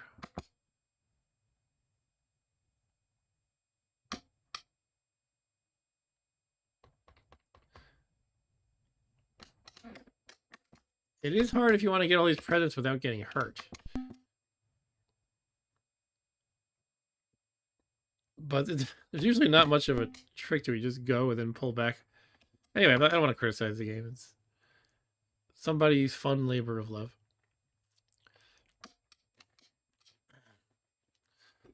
All right, let's try some old Fizzywig ale over here. Santa is drinking and dropping down the chimney. Stu says Santa looks like he's taking a crap in his bag while falling. Okay. Leave it to Stu to come up with the best possible interpretation. Okay, old Fizzywig ale ain't bad. Cheers, everybody.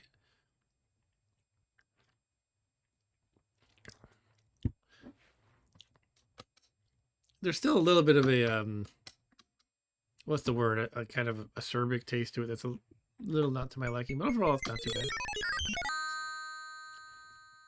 Oh, it's ghost now. See, that's I want difficulty, but not like you can't do anything in this situation. You're just done. Anyway, I said I wouldn't complain too much. Give me Prezzy. All right, 560 is the best score. Press space to start a new game. All right, that's enough of that one. That is Santa's Fall Beta. I think we're due for a demo. Why don't we load the classic that everybody knows who had a Commodore 64 back in the day? I didn't know this one for whatever reason, but this is the demo they used to play in stores when the Commodore 64 first came out in 1982, and this is sort of famous in the Commodore community. And I play this on this Commodore Christmas stream every year. A lot of people like it. In fact, Eric says this is my favorite. Yeah, so I don't have any, fond nostalgia for this, but I think it's very lovely. And the story that I have heard is they would try to sell this in stores by playing the demo. So back in 82, you have to think, what are the competitors? You had, the Atari 8-bit and stuff like that. So this looked like very cool graphics, in other words. And maybe the music sounded lovely too. So they would play this in the stores. Commodore 64 was very cheap in 82 compared to its competition. And that's one major reason why it became the best-selling computer of all time. Now I'm going to be quiet for a moment so you can enjoy the soft sounds of the simulated wind blowing.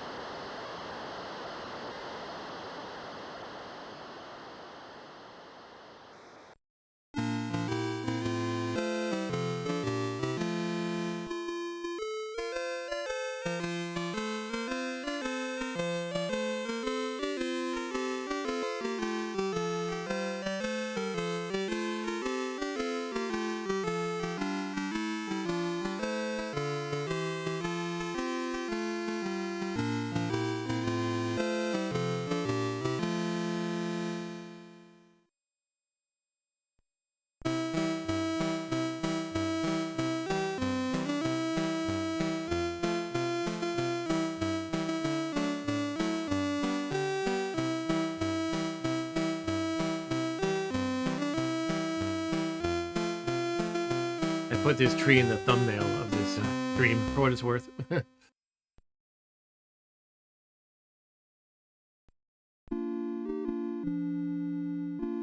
And this candle in the thumbnail.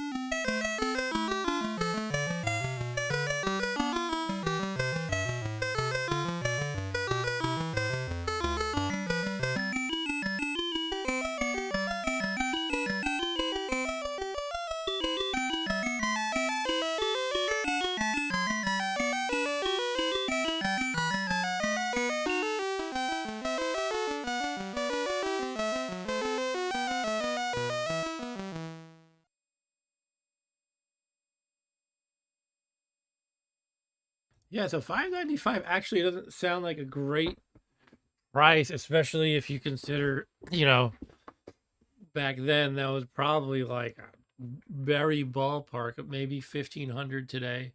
Definitely more than double that.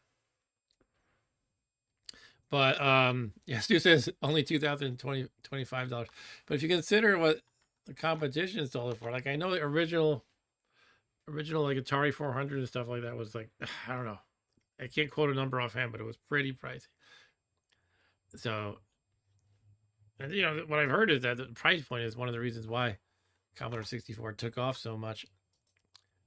So yeah, it must have been better than what was what the competition was offering. All right, that was a fun little demo there. And again, that's what they showed in the stores. Here's a game. There's a new game called Sherwood. And someone made a demo of it that is Christmassy. I'm hoping I got the right one. Yeah, I do have the right one. So let's check out Sherwood, which I think has to do with, you know, Robin Hood and his merry men and all that stuff. But yeah, this is kind of clever. It seems like this is a good way to sort of draw attention to a game that you make. You make a Christmas variant of it. It's working for me, right? Getting my attention. All right, so this is Sherwood Christmas special. Oh, Eric Johnson helpfully points out that the price dropped to under 300 the next year, which helped, and then 200 the following. Oh, that's actually amazing. Yeah, I thought it was something like $295 or something. So I was kind of surprised when I saw $5.95 just there.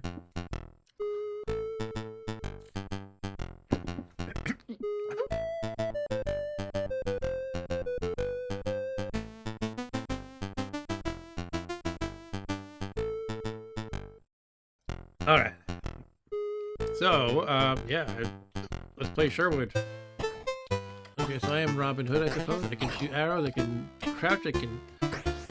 Whoa! I can jump, I can fire arrows, and they ricochet. Look at that. Oh, I'm out of arrows now, so I just shrugged my shoulder. I didn't know I had a limit. Probably just screwed up. I can get arrows here, maybe? Yeah, look at that. I have 3 arrows now. Okay. So I don't want to... Oh, I just got shot. I'll shoot you. Ah. Who's this person here? Shoot the bright torches, Robin. Okay. Bright torches. I see 2 torches. Okay. So do I just duck and shoot like this? No, it makes me stand up when I shoot. Maybe I just stand like this. I feel like it's going to be too low. Yeah. Okay, then how do I get it right? It looks like you can recharge your arrow supply every time you go back here. I guess it just makes it so you don't spam the fire button, which might not be a bad mechanic. Can I just like jump and shoot midair maybe? No. Okay, so you have a little bit of a puzzle here. What if I can I stand on this target? No. Maybe I climb up the ladder a little bit to shoot to the right? No, you can't shoot while on the ladder. Bounce it off the ceiling. I probably have to do something like that, right? Well, I can't fire diagonally up. I don't really jump when I try that. Oh, that was not what I meant to do.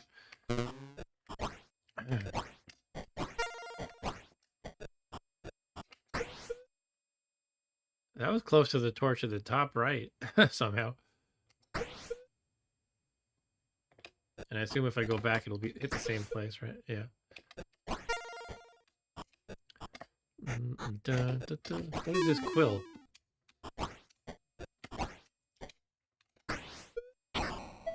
Oh. Did something. I turned on that torch, I think. Oh, you're not supposed to shoot the already on torches. I think you're supposed to... Now flee, Robin, find me. You're supposed to shoot the ones that are not lit already. So I'm fleeing now? What's happening? I guess I'm going to the door. Can I fall or will I die if I fall from this height? I am fine. Stu says this looks cool, actually. Yeah, I think it looks pretty cool. How do I go in? Button? Okay. I accidentally shot because I pressed the button to go through the door.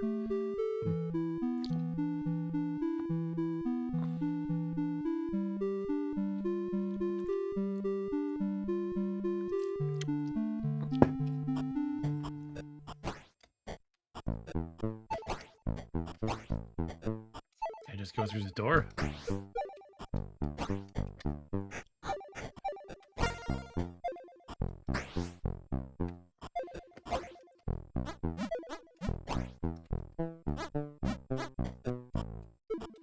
What are these bugs? What's going on here? I think that's just a little video glitch, sort of. Looks like there's a money bag to my left. How do I get up there, though?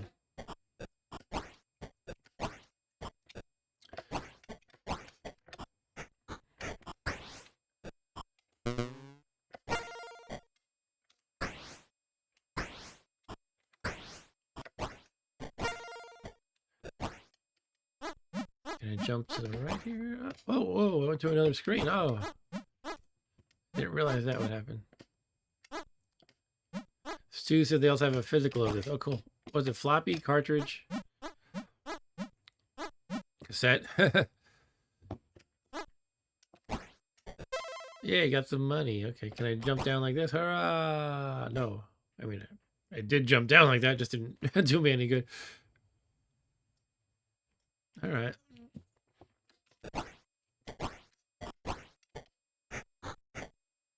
Stu says you can get floppy cassette or cartridge. Wow.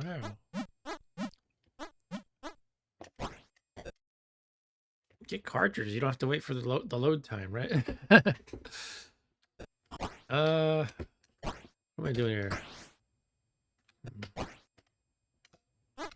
This game is too smart for me. So what can I do up here?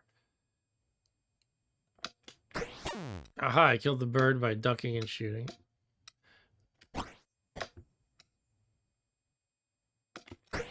And I turned on that torch similarly. Oh, it made a ladder appear. That's cool. Didn't expect that. Now I could probably do the same just like this. Not really angled, right? Well, there might not be enough platform to actually get it that way. And now I'm out of arrows, so I'm going to have to go... Oh, okay. I thought I had to go back down, but there's a new spawn point for the arrows right there. Maybe I can do it from up, from on top of this platform to my right. I'm out again. Can't seem to make it happen now. I just shoot down because I guess there's not enough floor in my way to my left.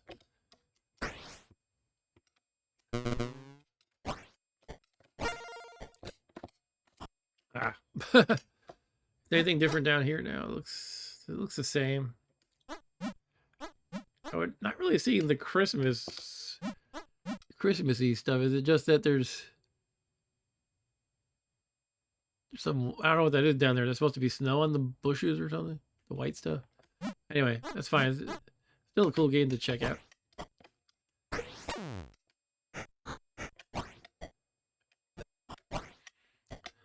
Get some coins. Oh, jeez. It's the worst jumping ever.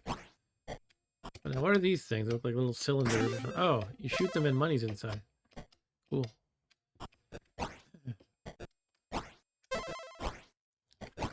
When I say that the worst jumping ever, by the way, I mean my jumping was bad. I'm not blaming the game. Stu says cartridge is 5 pounds more than the other two. It costs more per produce. And I guess again, this is a... Oh, you can jump on them. Anyway, I guess this is made by people across the pond as well. It seems like they're much more hardcore into Commodore 64. Right, so... I guess moving back up. Is there anything else to get? Can I just go through these? Got 17 coins. I don't know what to do with them. Can I jump to the right and go to another screen? Oh, look at this. Thanks for playing this demo. Get the full game at Cytronic.net. Cool. Who are you?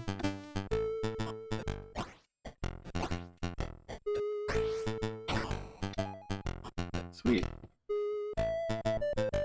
Dude says, thanks for showing this. They had an earlier game called Musketeer. It looks also very good. Yeah, cool. Cool stuff, Stu. Yeah, maybe I'll order a copy too. I can play it on my Ultimate when it actually arrives. Eric agrees this looks like a fun game. Yeah, cool. I'm enjoying the animation and everything too. Like, look at the woman on the right walking back and forth.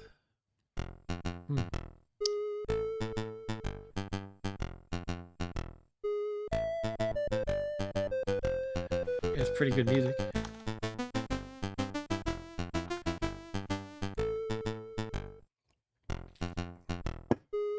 You know, back in the day, I had like no cartridges for Commodore for some reason. I had a lot of carts for Atari 8-bit, but not for Commodore.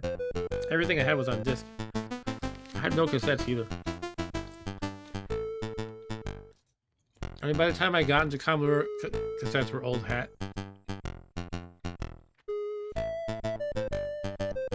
But I'm not sure why we never had any cartridges. I feel like there was not a lot put out on carts.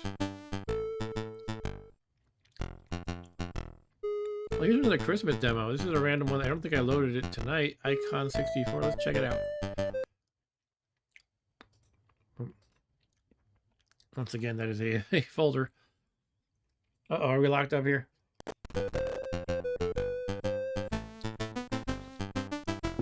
Stu says most third-party... I said early stuff that Commodore produced were on carts, but most third-party parties used discs because they had more storage capacity. Now you can make carts as big as you want. Okay. You can make them as big as you want. Yeah, people these days, like even for, you know, other consoles and stuff, they figure out all these kinds of tricks that let you put a massive ROM into the cart, like even on Atari 2600 and Vectrex and stuff. One of the tricks in Vectrex, I imagine there's a similar trick in other machines, the same stupid error, is that something called bank switching, which basically like you can flip a switch to access one half of the ROM or the other. I mean, it doesn't necessarily have to be divided into halves, but that's how it is on Vectrex. Anyway, I lost the demo. I was gonna load. Here we go. Third time the charm. Yeah, it's so cool what people make for old machines these days. That's a pretty cool icon right there.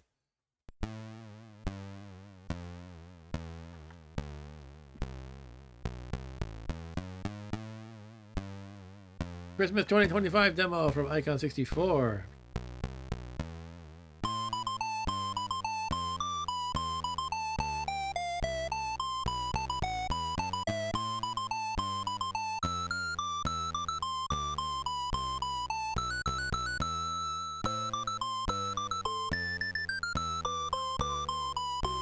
Got some well wishes on the bottom scrolling by.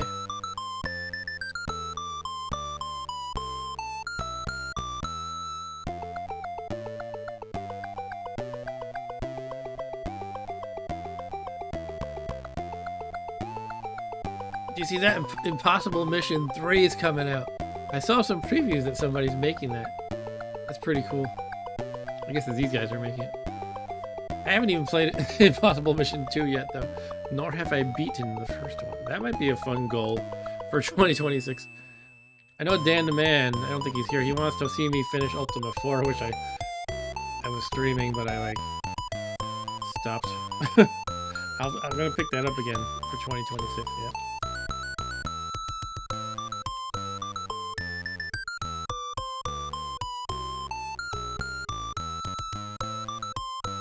Just raise a glass for good times to come. Hooray!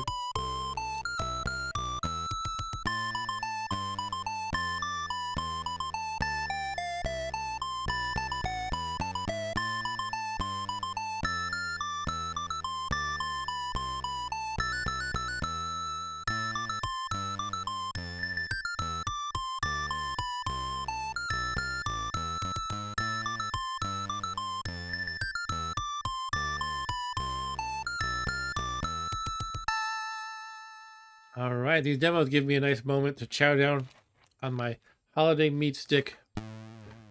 They're fun to watch and listen to. But this one is cycling through. I guess the music has stopped.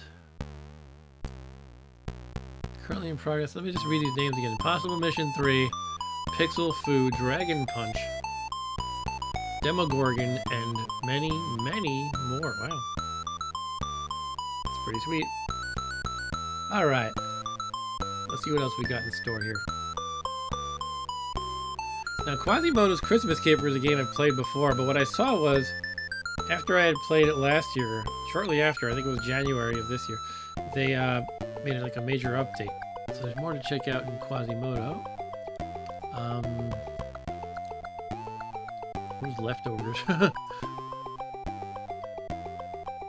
Yeah, let's do that. Let's do Quasimodo as long as we're thinking about it.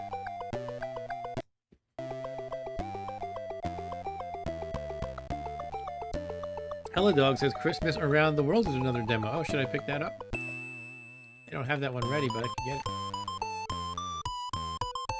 It's just a quick Googling away, I'm sure.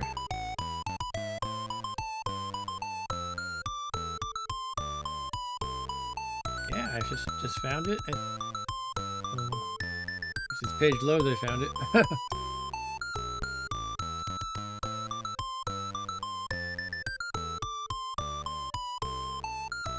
Why am I finding Choplifter on this page?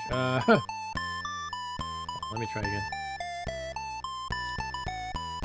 I'm searching on csdb.dk, which is a great resource for Commodore users. I'll show it to you real quick. Show what I'm looking at here. Look at Christmas Around the World. Here it is. Yeah, let's load this up since it was suggested. This is from '87, suggested by our homeboy here. Sorry, what's your name? You are Hella Dog. Yeah. Let's load it up. X-World.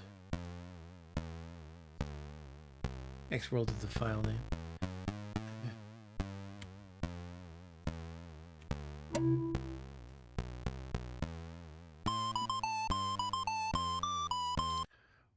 All right. 1987 one. Yeah, so not when this is from, like, you know, after the Commodore was brand new, long after that, but from our perspective in 2025, this is still quite old. From the Underground SID network, Christmas Around the World.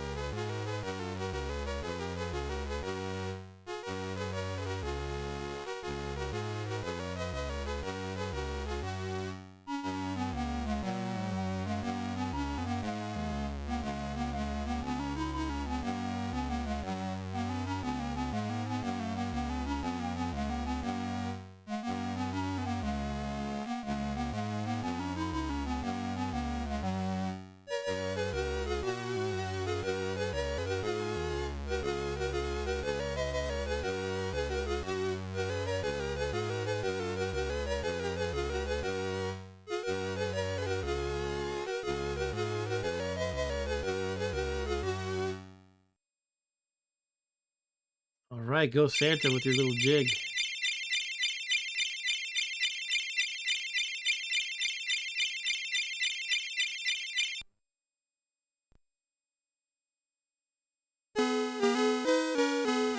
You know, I think I did load this one in one of my earlier Commodore Christmas streams, maybe in hazard to guess 2021 or so. This is definitely looking familiar.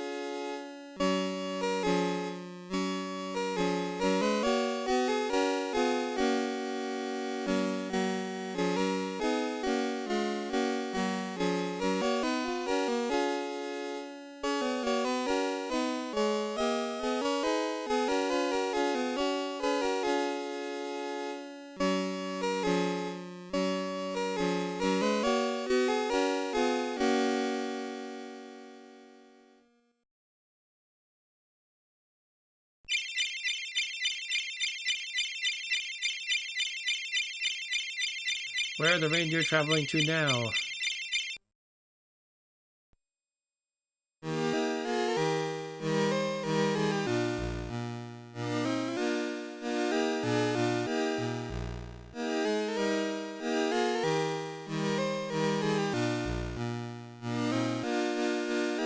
I guess we're in Russia or something, somewhere thereabouts.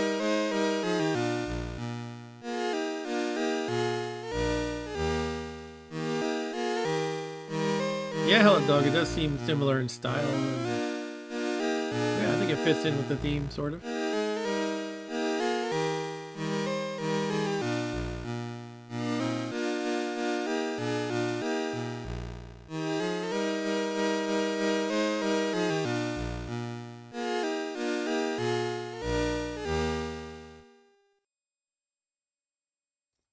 I'm not familiar with that one, Stu. Stu says this reminds me of that Celebrate Our Differences thing.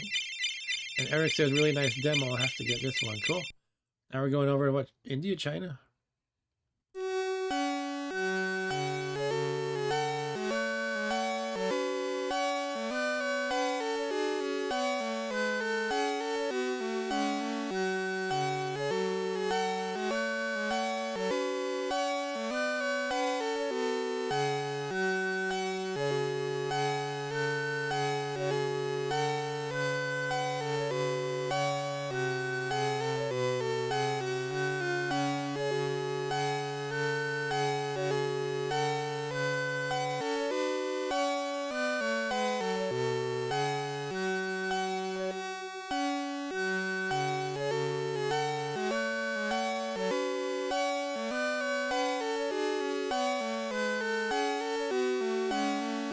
Okay, I guess I was wrong about China, but nonetheless, I'll shut up.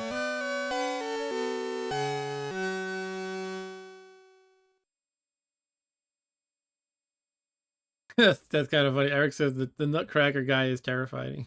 I guess his mouth is like, ah. All right, there's our credits. Cool. Here are the folks who made the game. I mean, the demo. Kermit R. Woodall, Joseph J. Green III, and some other people. Excuse me. Oh. Foom, foom, foom. Carol of the Bagpipers in Bethlehem the Lowly. Christos Rose Datesa. Some others. All right, that was fun. That was fun. Thank you for that suggestion, Mr. Hella Dog.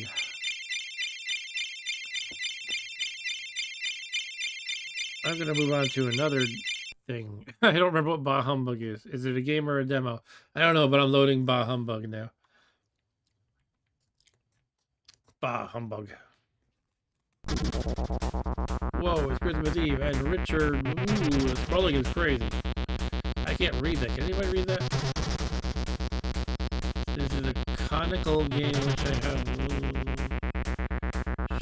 Should keep you amused for the festive period. Alright, I want to be amused for the festive period, so that works out.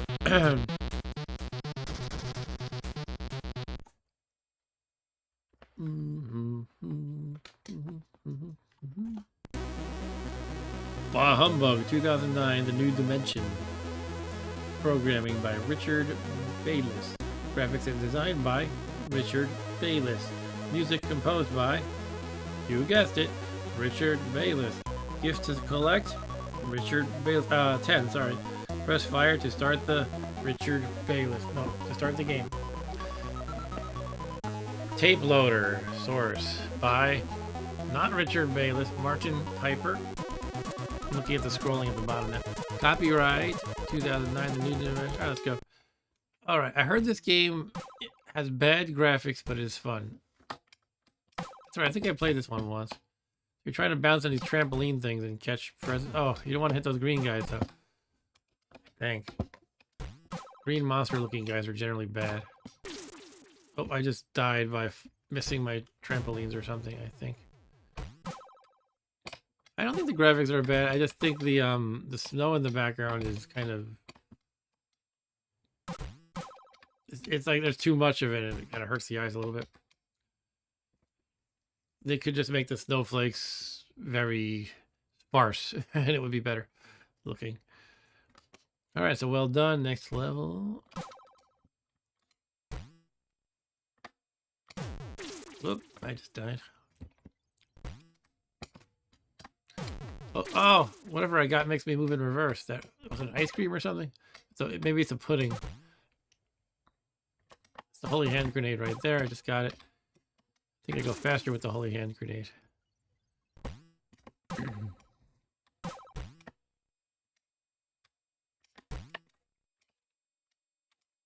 Gotta avoid the figgy pudding. Oh, the figgy pudding. I don't know if that's what it is. I'm just calling it that now. Yeah, figgy pudding makes you reverse your controls. Oh, now it's... This is the thing about things that make you... You know, effects in game that make you reverse your controls. Part of the problem is you don't know when they're going to wear off usually. And all of a sudden you have to control normally again. And it messes you up. Ah. I'm going to get this Christmas cracker. I think that's what that is. Oh. It's pretty challenging.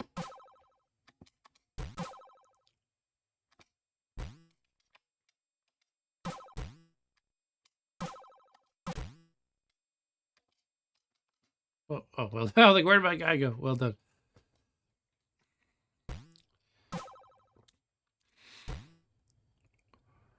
Doom, doom, doom.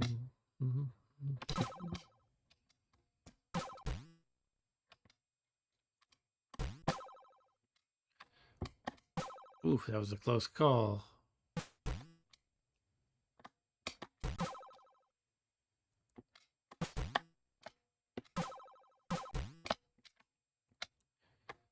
Yay, well done.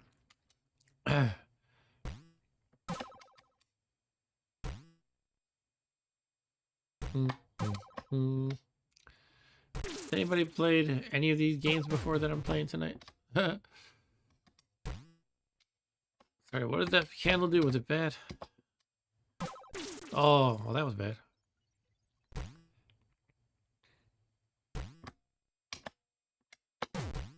reverse. I'm reversing my direction and screwing up. Oh yeah, the candle just killed you. All right. Apparently I need to die multiple times before I remember that. All right, I'll give it one more go. Hey, Richard Bayless.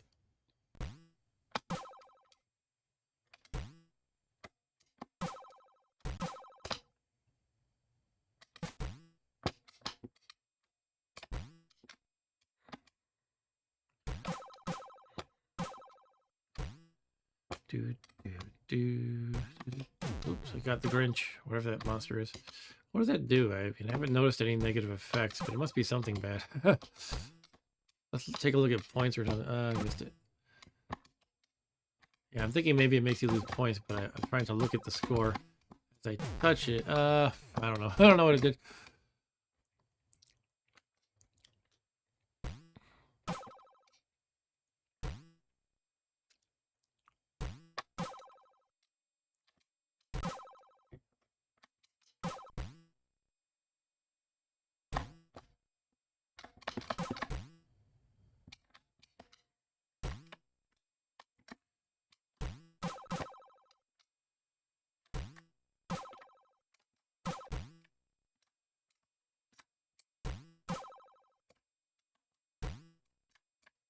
All right, well done.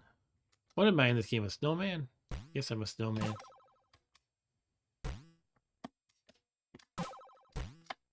Let's build a snowman. Oh no, the evil candle that kills you. My choice was to get the candle or fall to my doom. I chose fall to my doom.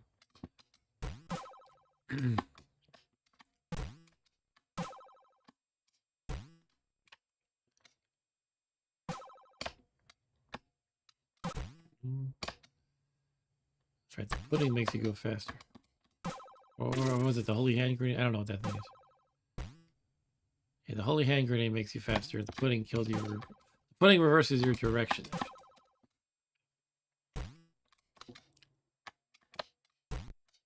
Hooray, well done. Well done, me. Now we have a stocking. Should I be getting that? It seems like something I should be getting. If I'm getting presents, I might as well get the stocking. Let's do that. But the stocking has like stink lines coming out of it. It must be a smelly stocking that somebody wore on their feet. Not sure I want those.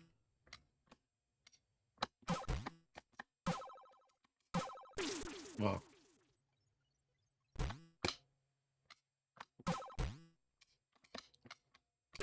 Oh, I'm dead. All right. This is my best game yet.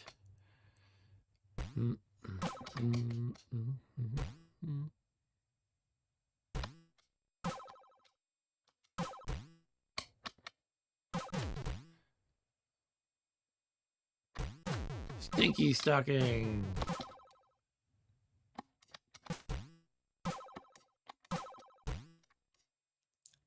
Stinky stocking.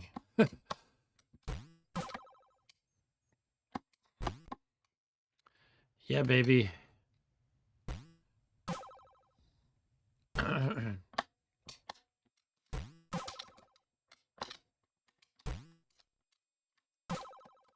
Platforms on the left and right are a little bit dangerous because you don't have much space, you know, from the edge of the screen, so anything can pop out at you.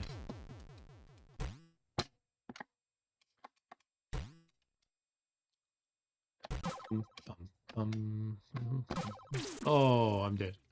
Game over. All right, that was my best score. 53,700. And that was Bah Humbug from 2009 by The New Dimension. Did I do this one already? Seniors Haven. This is a new, yeah, I think this is a new demo here. Seniors, like seen as in, seniors as in seen S-C-E-N-E, sort of. I think that's the pun they're going for. Seniors Haven. Let's fire it up. Oh, it's not found. Okay. That's the end of that chapter. Huh. It's interesting that it would work one time and then not. It would not work one time and now it seems to work. All right. Oh, cool. Look at that. This is us, Commodore Ultimate users. Well, I'm not one of them yet. Time of the year. Get around to pause the ordinary days and embrace that spirit. The spirit's to spend time with the people we love and care about. Yeah. I wish you all a Merry Christmas and a spiritual time of the year. Something, something. Ho, ho, ho, ho, ho, ho. Christmas time is here. And it's time to spend the time with people we love and care about. Time to have fun, eat some great food, sweets, and maybe even some cheese. I wish you all a Merry Christmas and a Happy New Year. Mason. Alright, I'm going to stop reading them aloud for the moment.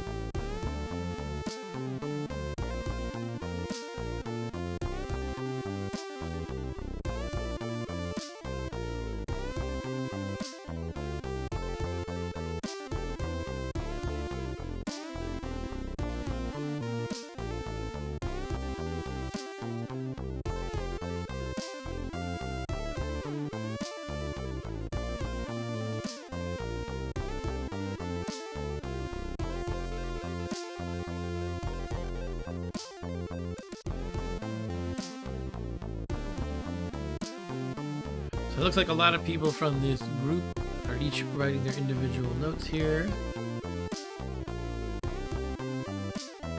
It's amazing how like deep these scenes are. Like, it is mind blowing to me. Like, I don't know who any of these people are, but there's a lot of people dedicated to making these cool looking videos. I mean, they're not technically videos, you know what I mean.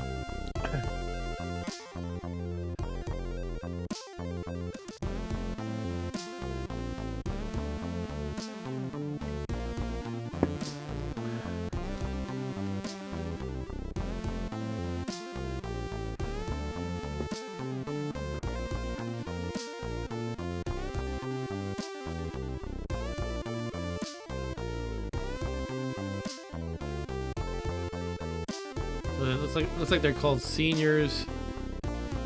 Heaven or Haven?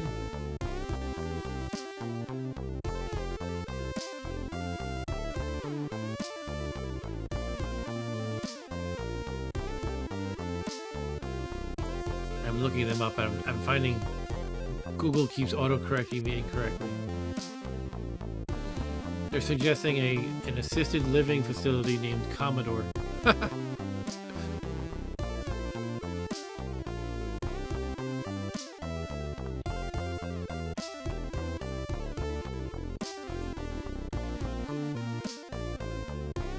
Alright, I'm gonna move on from this. I'm not sure if we've looped around or not what the message is at this point. It's kind of a little, I know they've seen, like, you know, demo makers like to have, they like to show off cool effects in their animation and stuff, but the text is a little difficult to read when it keeps going up and down like that. Like, whoa, it's like I'm getting seasick here. But this is cool. I love the animation, especially in the background with the Commodore. And you can see outside there's a little bit of snow flurries, I think. Just a little bit outside the window.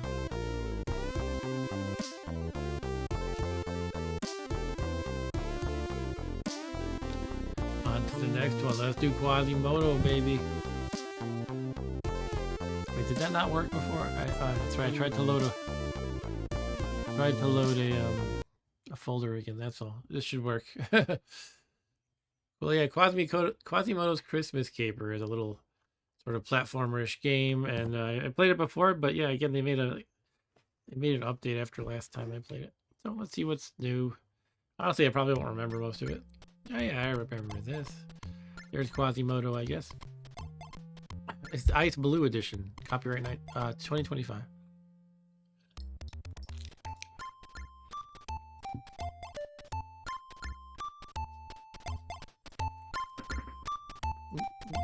This is by RWX Designs. Up for options. Let's check that out. Down and right to select up exit. Difficulty middle muddle. Widescreen inactive. Oops. Yeah, they managed to I'm not sure if this is sorcery or or what, or but you can choose to have the little bars on the side or black bars, or it can be wider. The whole display can be wider. Fire to jump. I don't know what that means. Let's check the difficulty. They probably want to go with baby level. Middle muddle, horribly horrid, or lemon squeezy. Yeah, let's go with lemon squeezy for now. Alright, let's play. Remember what I'm doing. I'm picking up snowballs or something. I think this elf guy got me. That's right, the little trees, they like block you, I guess. There's a star that I have to get, I think. Okay. I don't know what's happening here. There's a star again. Do I want to get it every time? I don't know.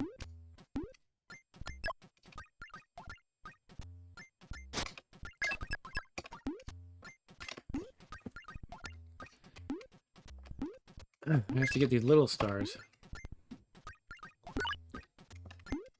The big one, I have no idea what it does. I think I have a PDF of the manual for this. Always helps to read manuals. Looks like I'm getting hurt by these elves or whatever they are too much. I have 2 hearts left.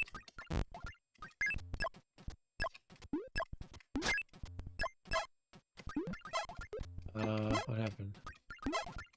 Time's running out. I have like 50 left on the clock. What do I have to do? And now the killer snowman is coming. No.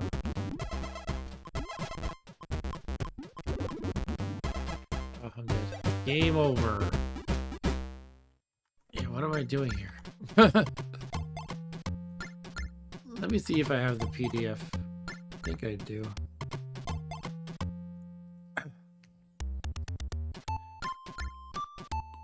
Here we go. Shall we read the whole thing? Let's read the story and everything. A long time ago in a village far, far away. Well, actually somewhere in rural France, Quasimodo was born with only a single bell to ring, and his beloved Esmeralda had gone away to... Let me just make sure this is visible on the screen. Yeah. Gone away to sunnier climes. Typical woman, beach lover. Christmas was around the corner, and Quasimodo decided he wanted an adventure. So he put on his Christmas outfit, a present from his girlfriend, and off he set. Heading north, across the sea and unknown lands, to the far north of the most northerly places north could possibly be. And then he went north some more after that. Through blizzards, he finally took refuge in an old brick hut. He lit a fire. He thought it was good and sang a song about a piece of wood from Norway and then fell asleep. Did he sing Norwegian Wood by the Beatles, maybe? Upon waking up, the fire was out and the snow was falling, but he found he was not alone. Strange green-colored creatures with pointy ears and red hats similar to his own walking all around very happy and smiley. He noticed the little balls of snow in his path and gold-colored stars floating in the air. He decided to clear the little balls of snow and start collecting the stars, for he may be able to use them in exchange for something better. He was taking his time, being careful as always, but then the creatures started to turn a darker shade of green, and they revealed guns. That's what happened in the game. Something happened and it triggered them to use guns, I think. Excuse me. They revealed guns which they pointed in Quasimodo's direction and started to fire balls of snow at him when he approached too closely. Every time he was hit by one of his beloved gold stars magically disappeared. Oh, okay. He rushed quickly as he could to collect and clear everything around him, avoiding the nasty creatures, and then returned to his refuge, finding a present waiting for him. He collected this and was magically transported to another hut and another location. But what now? How long will this go on for? This is where Quasimodo's Christmas caper truly began, as does your quest to guide him safely through it. Objective: guide through 14 levels, clearing all the snowballs and collecting precious stars and collectibles which will appear throughout, whilst avoiding the many obstacles and happy little elves. Is that from The Simpsons? The happy little elves. Happy little elves. Warning, the elves don't stay happy for long, going about their business. If you take too long clearing snowballs, they will magically turn on Quasimodo and become naughty little elves, looking to stop him with their snowball guns. Oh, so I don't have to worry about them until they get into snowball gun mode, it sounds like. Evil snowman named Boris. Yeah, we saw him. Alright. So I guess I have to, I don't know, I have to get all the stars or all the snowballs or both? Let me just get to the point here. Energy is how much energy you have before you lose one of your lives. Okay. Collecting stars. During the game, stars will fall randomly from the clouds. Guide Quasimodo to collect these for extra lives, power-ups, and bonus points. There are 5 types of colored stars that must be collected for an extra life: red, green, pink, purple, and cyan. Once on the ground, their color will cycle, and you must guide Quasimodo to collect them all to gain extra life and some bonus points. Energy stars drop bottles of energy drink for Quasimodo. Collect these to improve his health. White stars, if collected, will give invulnerability for a short time. Black will freeze elves for a short time. You'll find 9 gold stars in each level. If you want to reach the bonus stage, you must collect 99 of them. Remember that if you are hit by a snowball at any point during the game, you will lose one of your gold stars and some health. Alright. It looks like the stars are just for bonuses, but you want to collect the snowballs to clear the level. Got it. Time flags. If found and collected, will freeze the timer countdown for a few seconds. Ice balls are different from snowballs. They'll freeze Quasimodo for a few seconds. Oh, they're bad, okay. It says they can be used to your advantage in getting past elves or moving to another part of the level.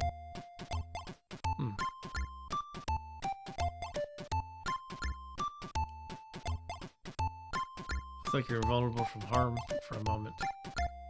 Alright, I think I can just jump into it now. At least I know what I'm supposed to do. I'm supposed to basically collect the snowballs, and collecting the stars is a bonus. Also, the elves aren't really bad guys until they turn dark green and start shooting guns at me. What triggers that though? Is that the time running out or something? No, the time running out triggers the snowman, I think. There we go. Elves are happy until the timer runs low, and then they turn nasty. Some of them fly. When they turn nasty, they'll appear with their snowball guns and shoot at Quasimodo. If contact is made with an elf, then Quasimodo will lose a life. However, the elf will turn blue immediately and freeze for a few seconds. Oh, so even when they're happy, I think they can kill me. There's Boris, the evil snowman. That's pretty funny. Alright, let's get into it now. Thanks for the likes, by the way, people. I appreciate it. Let's collect some snowballs. This is the energy drink, right? I just got hit by an elf. I was slain by an elf.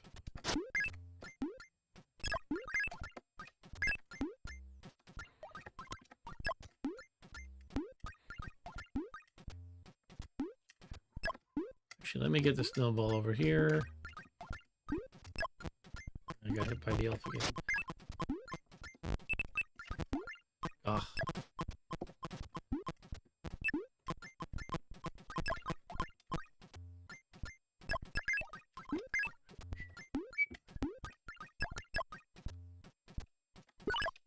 Yeah, I got the cyan star. I never see which stars. Oh, look, it spells extra on the top right, like in an old school game such as, I don't know, Mr. Do or Bubble Bobble.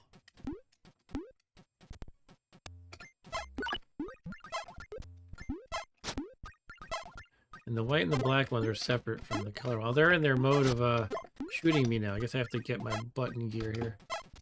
Time's almost up. I gotta get this. I guess I'm dead. Was that the only snowball I had left? Yeah. Oh, I'm still alive. Okay. Oh, come on. How do you get that without jumping twice? I gotta let go of the stick. Where the heck are the other snowballs? I wish they were more prominent. Can't see them. Oh, I have to get that candy cane now to wrap it up, I guess. Yay. Now are we done here? Alright, level 1 done. Cool. Yeah, this is another pretty well-produced game. Quasimodo's Christmas game. I do wish that somehow the snowballs would stand out better, because I don't know, I find it hard to like scan around looking for like where could it be. I know they have a limited color palette to work with, and snow is snow, but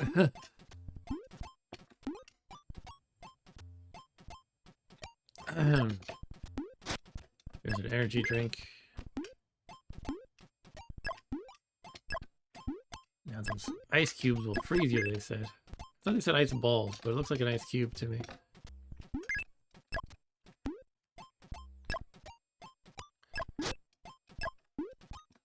Oh, touched an elf. The happy little elves.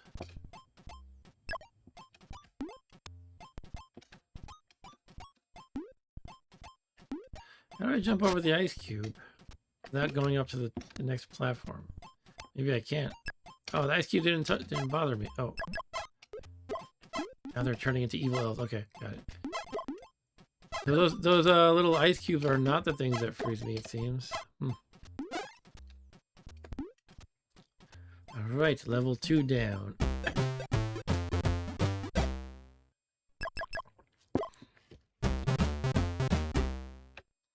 I'm on the right this time. That platform is gonna melt.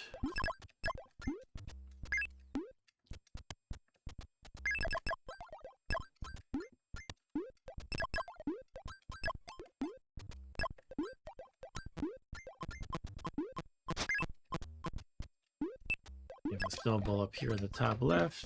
Gotta get these lower snowballs here. Cool, cool.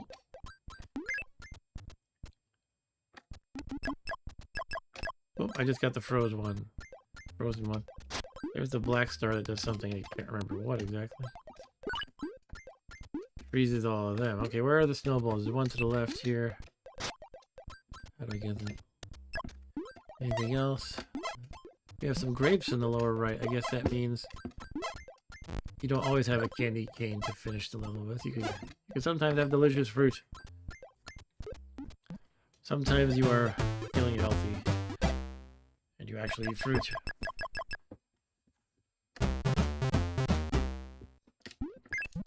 Okay, there's a star. How many stars do I have? It's like 29. Okay.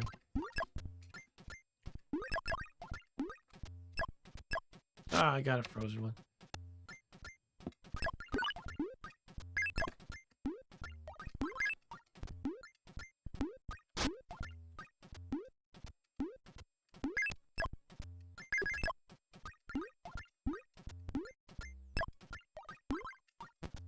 Damn you, happy little elf. You killed me. My game is over.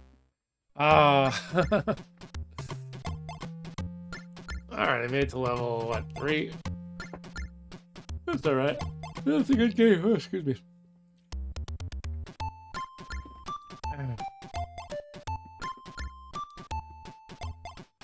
Let's see what else I got in store. I might want to revisit this one. Or maybe I'll give it one more play right now. Quasimodo's Christmas Caper. Let's do it again.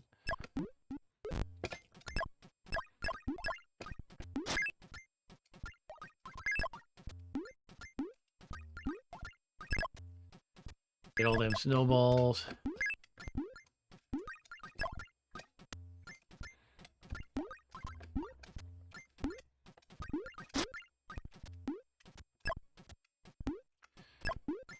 Now, do you replenish hearts after levels? That's what I'm not sure about. You certainly only have 1 life.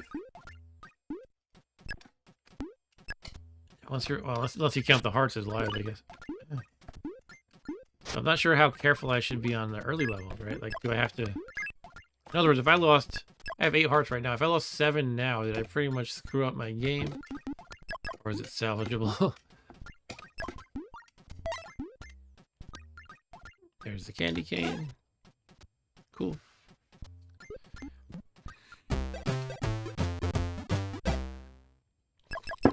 Boom, boom, boom.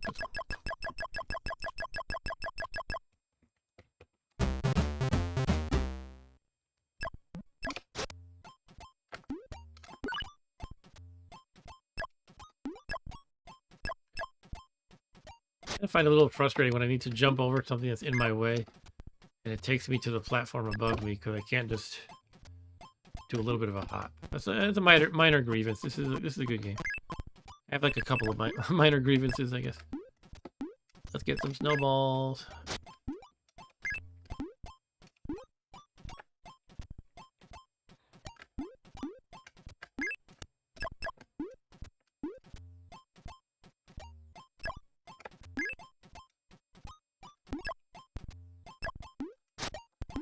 There's a black star, which if I recall correctly will free the elves, the happy little elves.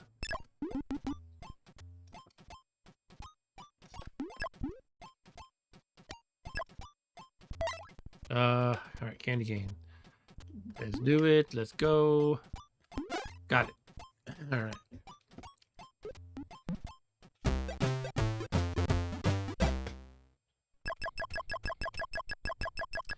So what is the... How's the energy actually work in this game? You get hurt and you lose a heart. You have the energy bar at the bottom too.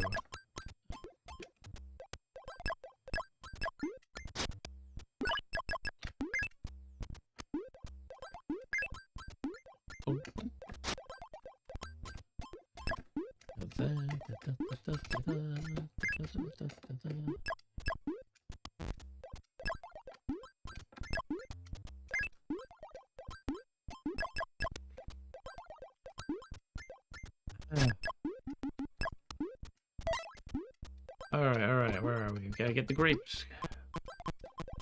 Took a hit.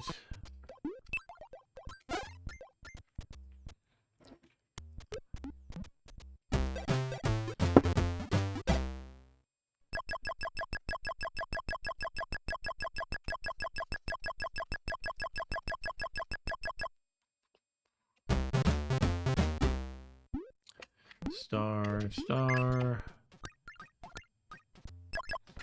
Snowball, star. I'm frozen. Okay. Can I just jump up from over here? Oh yeah, I can. That's pretty convenient.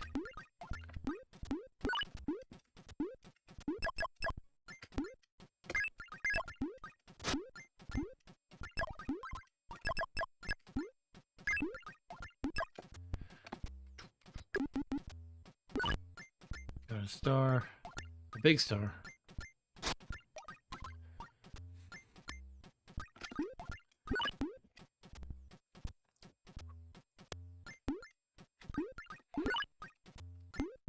I have spelled a lot of the extra at the top actually.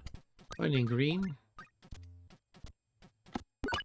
And I need one more color. Let's just get it. Now they have guns because I waited too long. What's the color I need besides black or white?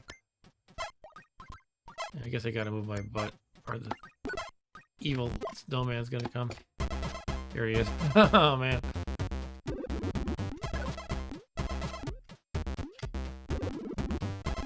What's his name? Boris the Snowman?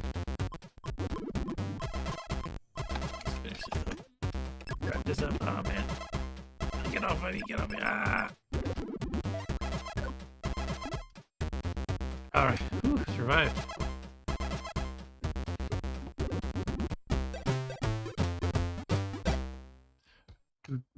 Yeah, so your hearts do not increase with each level, or they don't restore. So you really have to... You don't get that sort of refreshing... You know, like...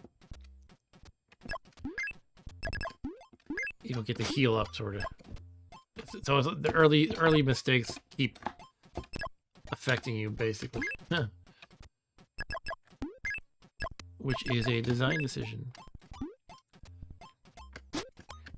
Now, can you get more hearts? I don't know, but you don't restore them per level, that's for sure.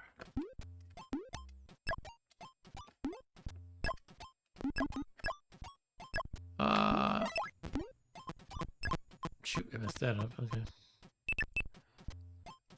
Get off me. Don't need to take another damage. We're getting the object, which is... What is that thing? Oh, it's a present.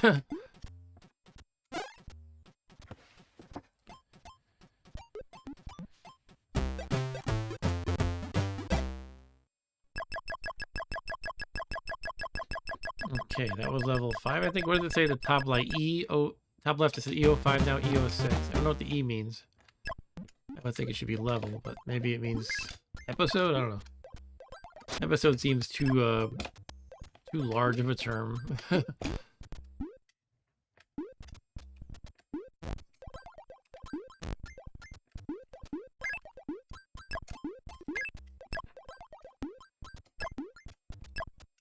am frozen once again.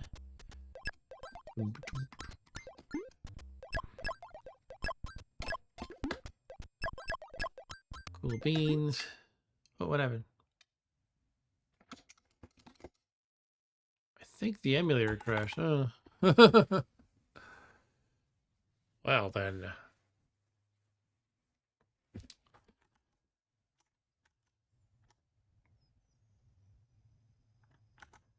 Yeah, not sure what happened. Okay, well that's the end of the stream, folks. No, just kidding. I'll load it up again. I guess I'll move on from Quasimodo.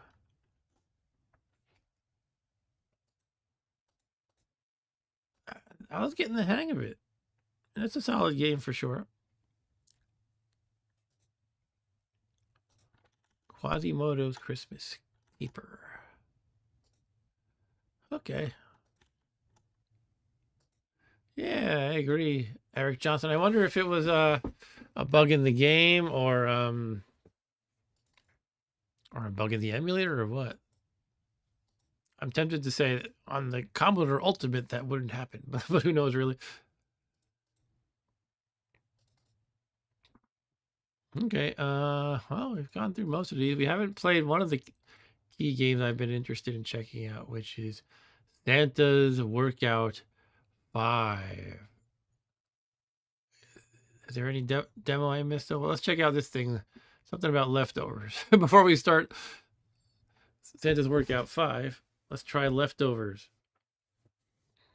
Is it a game or a demo? I don't remember. I think it might be a demo. Hit space to switch between tunes. Kind of low. I'll crank up the volume as much as I can. Oh, it's by those Pretzel guys again. Pretzel Logic.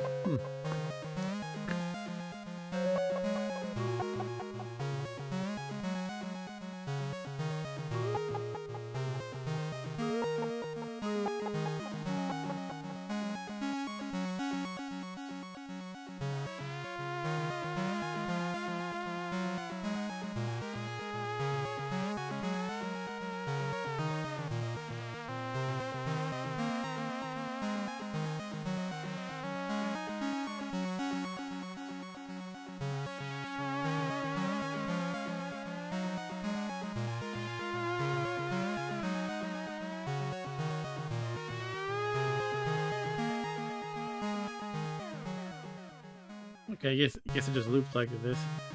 That's pretty good artistry. It reminds me of like in my BBS days when there would be like antsy artwork on the screen. But this is, I guess, PETSCII artwork. Too bad it's such a short loop though. But yeah, well done art for sure. And this is it, by the way. You don't press a button to continue or anything. I guess the music keeps progressing, so you can just listen to that if you want.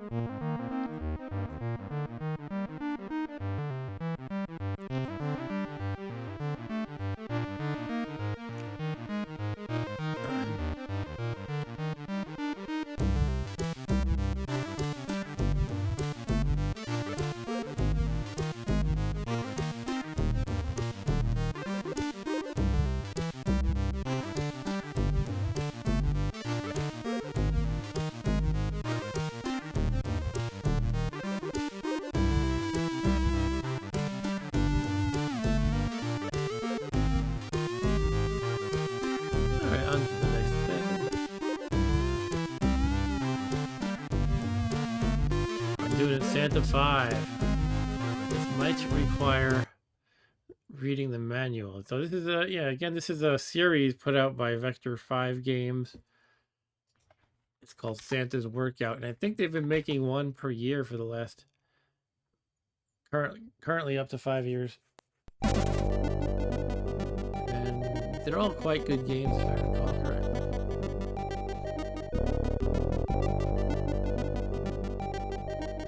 Santa's Workout 5, Merry Christmas and Happy New Year. So let's check out the manual quick. Choreograph right now. I don't want to get distracted. It's a puzzle game with a single objective: to vacate all platforms and ensure their closure. You get a level code for the subsequent stage. It's 25 levels. Left or right is a short jump. Hold the fire button to initiate a longer jump. Do a diagonal jump. Platforms.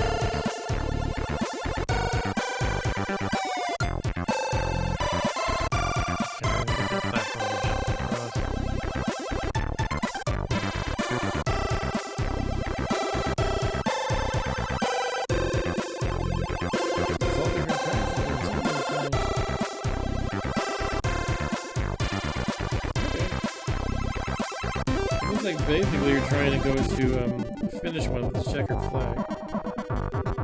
Every kind of platform has a different effect, including, for example, this one at the end. You have to jump across in 1 to 5 in a sequence. Okay, that sounds fun. Eric says, nice song. Yeah, it's pretty cool. I do love White Christmas. With his own Sid chip kind of flair to it.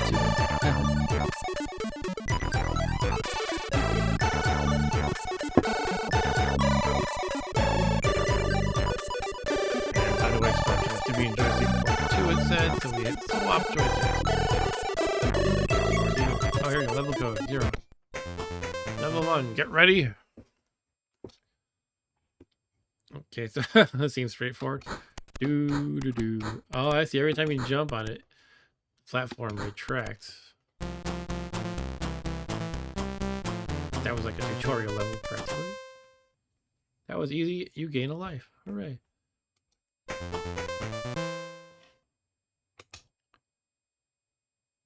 Okay, I think I have to do a long jump, which, oh, I can't go up? Okay, diagonal up and right is what I have to do. Now I think I need to hold the fire button and go right for a long jump. There we go. Now diagonal down right. Oh, I went down by accident. Okay. Sometimes diagonals can be tough to get just right. Let's try again.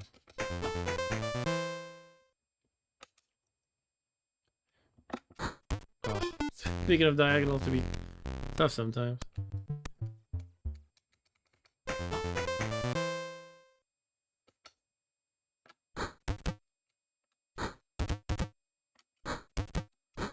Hooray.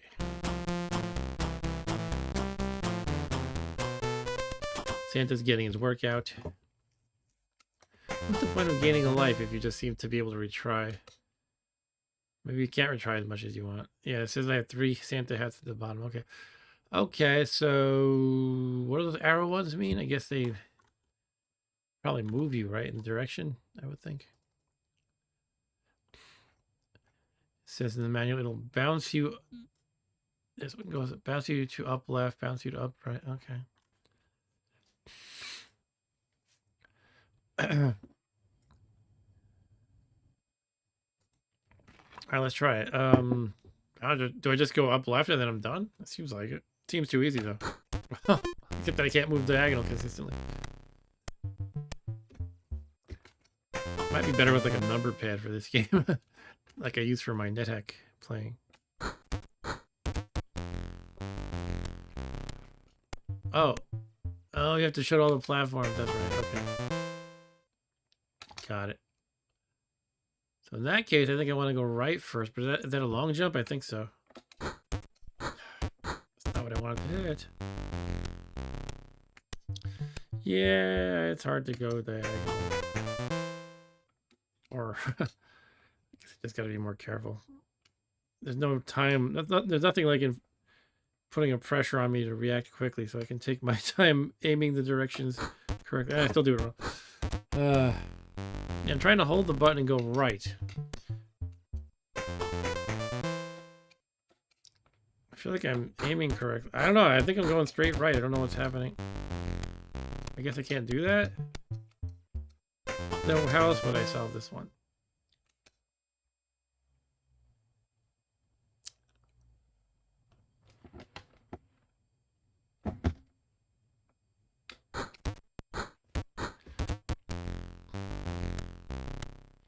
That time I didn't hold the button. Let me try again. Ah, I got it. Alright. Yeah, so it's just kind of hard to be precise with direction for me, I guess.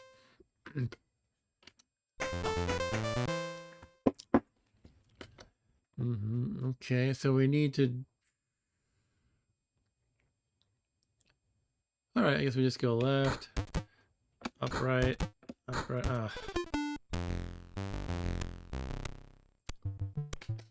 You know, I'm gonna switch to my number pad. I think I'm gonna be better at the game with that. Let's see if I can pull this off. Switch into the number pad, screw the joystick.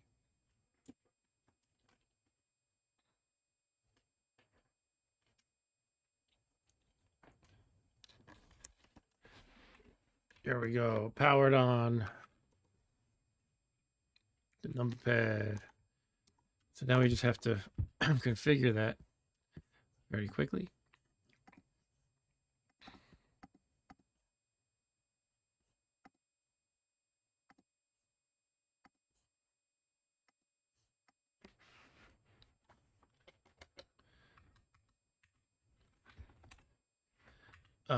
But I don't know what my button is. What is my button? Maybe I need to do this. Configure key set. All right, here we go.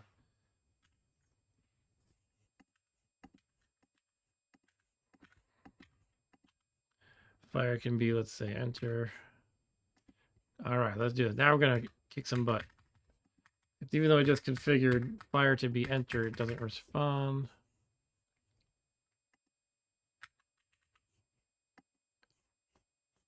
Key set B. And we're using joystick 2, right? So I should... Fire's keypad.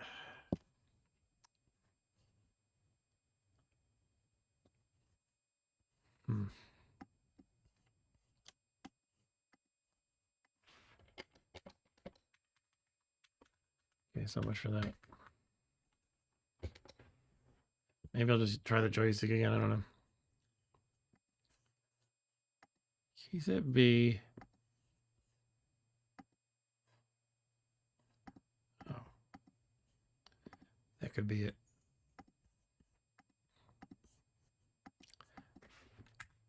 No. Okay, what a pain, what a pain. All right, I'm just gonna use the joystick again.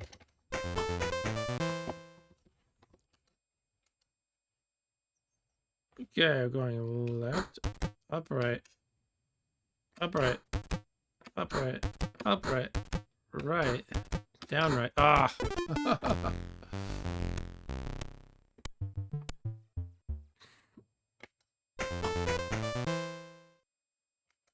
I don't think that the challenge of this game is supposed to be just moving in the correct direction. I mean, the challenge isn't supposed to be in can you move left or right consistently or diagonal. It's supposed to be solving the puzzle. All right.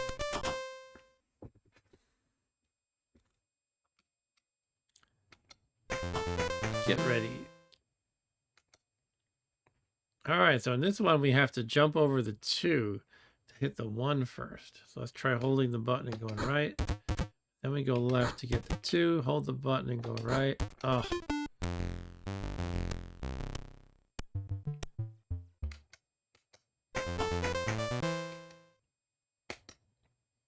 Hold and go right, go left, hold and go right.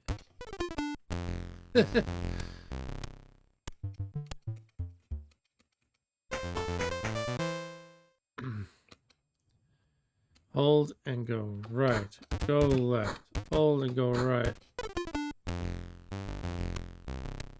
Missing something here? Now I'm not sure if it was just my controller issues or was there something wrong in my strategy there. Let's try again. I should have written down the code.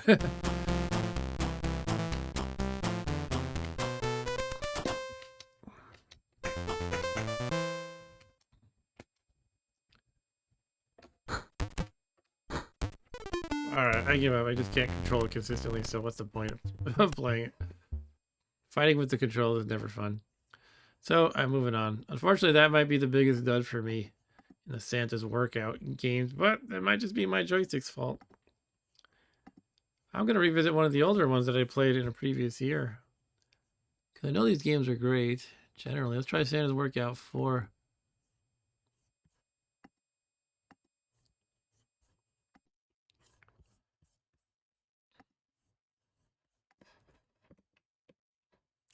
So this one I played last year.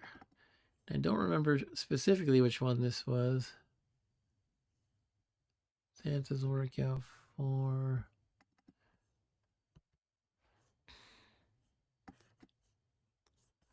Jingle all the way. Puzzle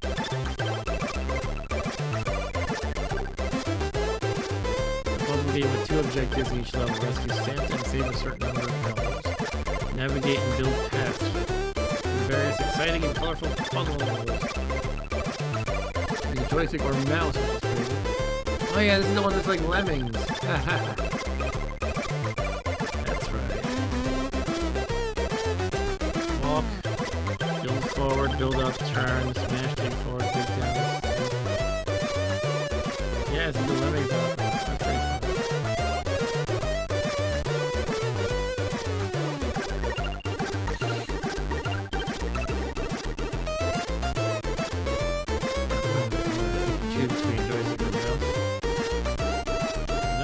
The emulator will support the mouse. Let's try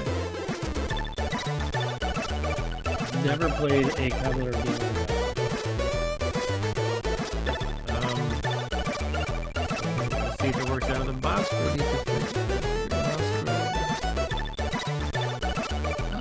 see mouse here. I don't know if it will support it. Let's try it real quick. Maybe some peripherals.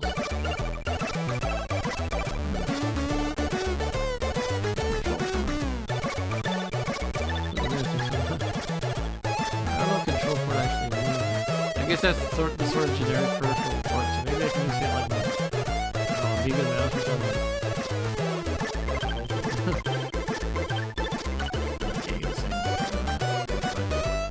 Let's try it. So far, it looks like it's moving that cursor. See the cursor there.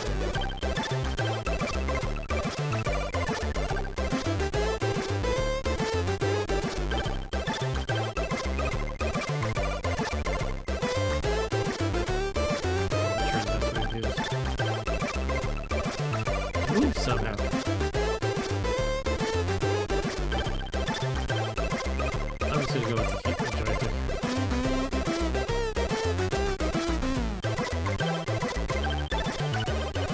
try port 2 first.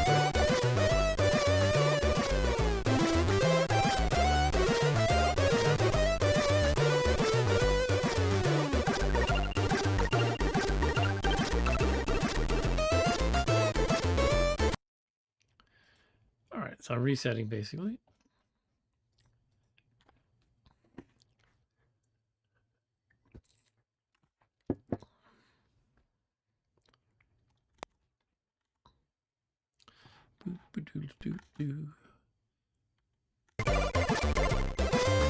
Alright, here we go.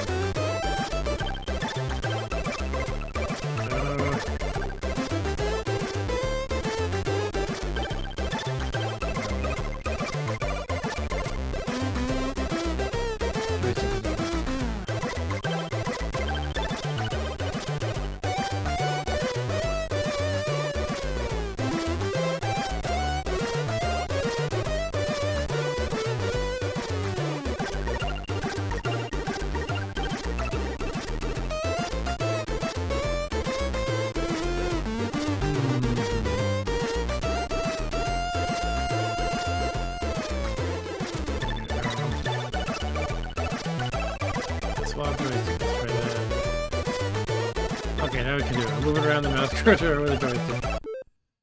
Like God intended. Easy start, rescue 1 health. This is so cool. I do wish I could use a mouse, but that's alright. So we have to do can we move Santa or the elves? Okay, so move the elves. So what do I have to do here? I have to make him build up or something? First he has to walk, right? Yeah, you can walk.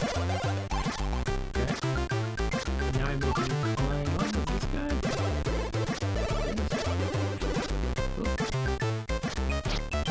Oh, that's not the way to do it. Okay, he's building a ladder.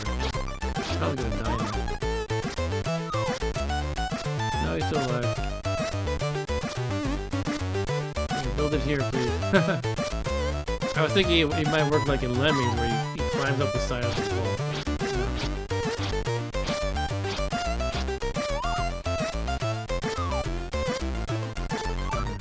Eric, you can play this one on your machine too.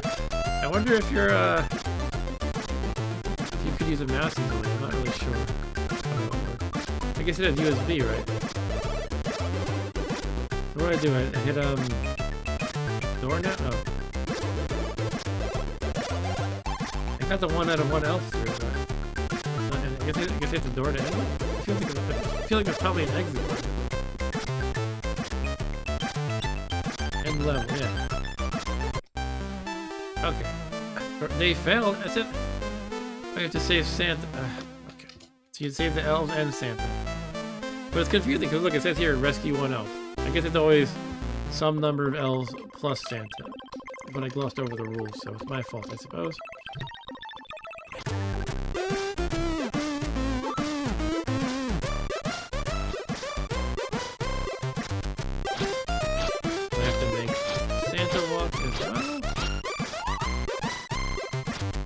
Santa. I bet my daughter would like watching me play this game. She likes watching me play Lemmings on. And she's totally into the Christmas spirit right now. So playing a Santa-themed Lemmings would be awesome.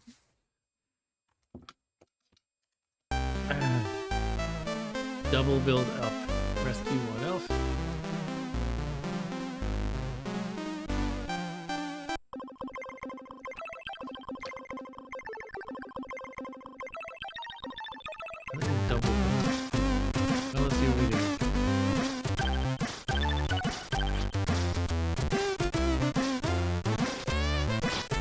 Gonna go all the way up to this platform. Oh no! Now he's gonna die, isn't he? No, he doesn't die. Oh, okay. So, well, when did you just get there?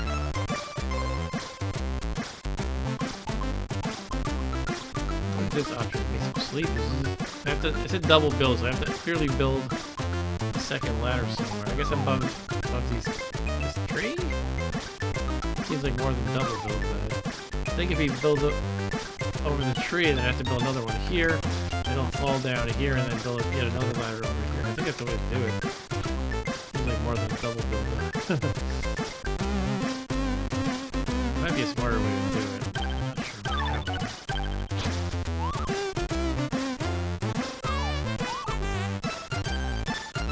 Down you go, Mr. Elfie.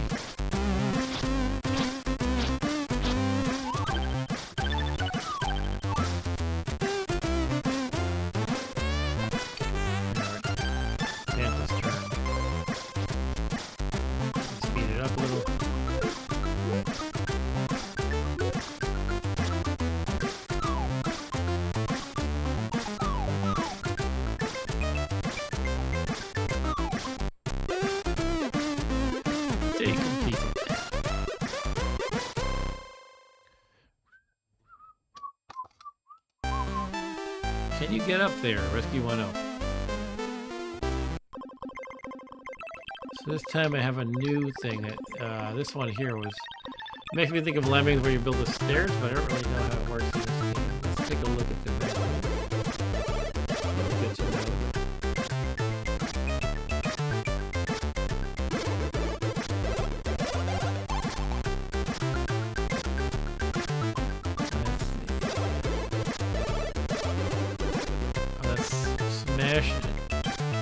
Smash/dig forward. Excuse me.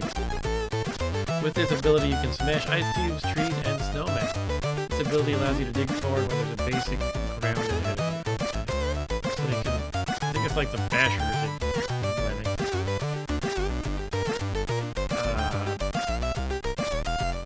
I might need to do that to clear perhaps these trees out of the way. Let's see, if I make him walk, he's gonna go to the right. Here, or else let him back out here. I think I'm gonna make him back up, build, back up, build. Make him go left.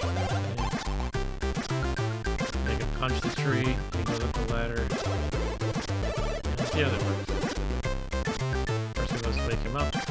I'm trying to click with my mouse. That'd be nice. Cool that it's feasible, I just don't know how to set it. This emulator.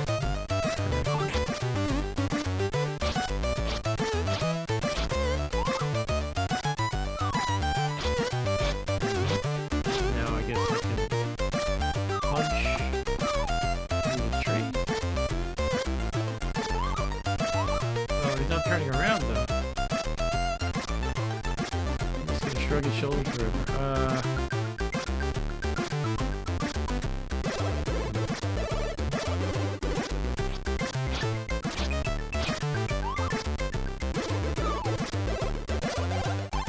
That works.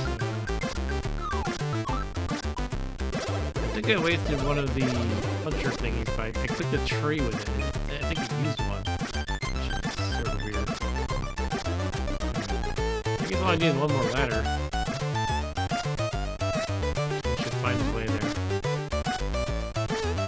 Santa is like the king of the lemmings. Oh, it didn't work? Oh, I think you can only... I think only the elves can use these things. So I had to probably make him punch through the rock here. I think that's what it was. Okay. Retard days.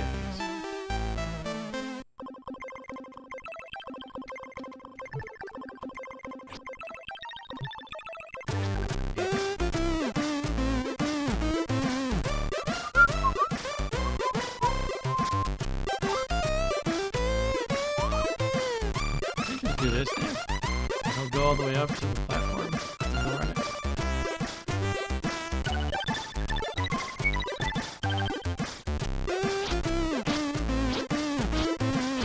Yeah.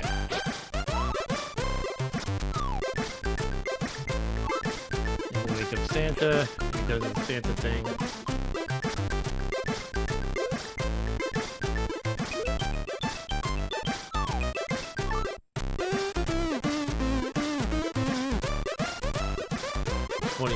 Is the next level code.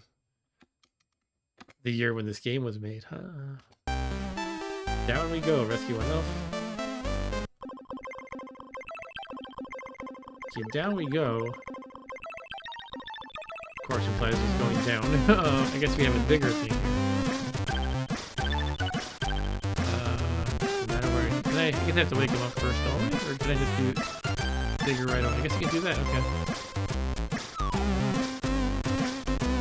And now just a couple of ladders.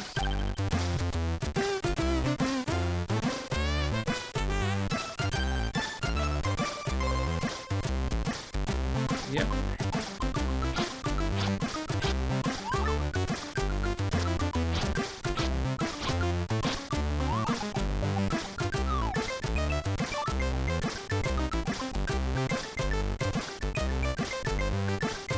Very nice.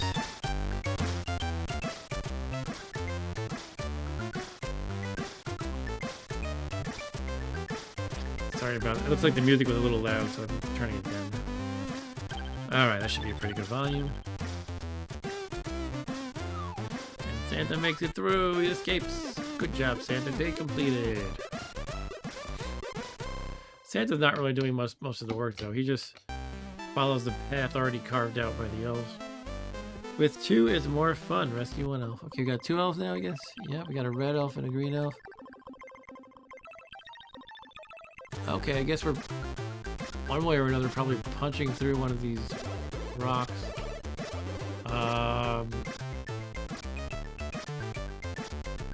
Santa have to... Oh, we have to punch through on Santa's behalf, right? Get through, like, here. I think we want to maybe punch through ladder. And they'll go walk up this way. We can draw arrows. Drawing arrows is fun. Build a ladder. Walk this way. Then they're gonna walk here and back when they hit the tree. Then I make them punch through this. And they'll fall down, climb up the ladder. Another ladder here, or they can punch through it, either one. Ladder here, and they're done. And then I just wake up Santa, and he follows that path.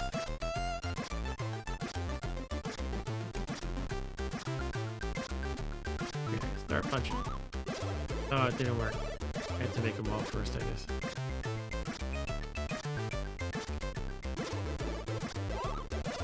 Oh, you can't punch through that. Let me reset because I just wasted two of those.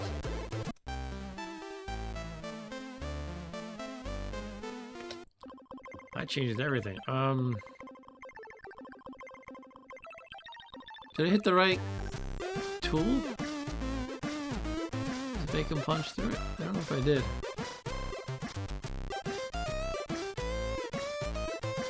Let me check something.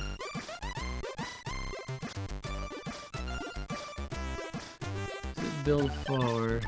So it's for building bridges.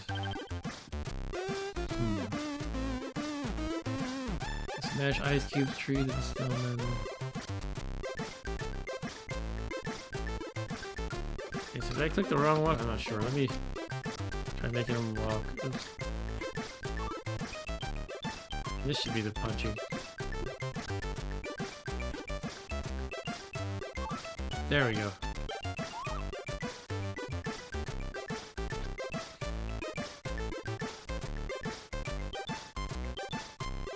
Okay, you're gonna make a ladder and go up.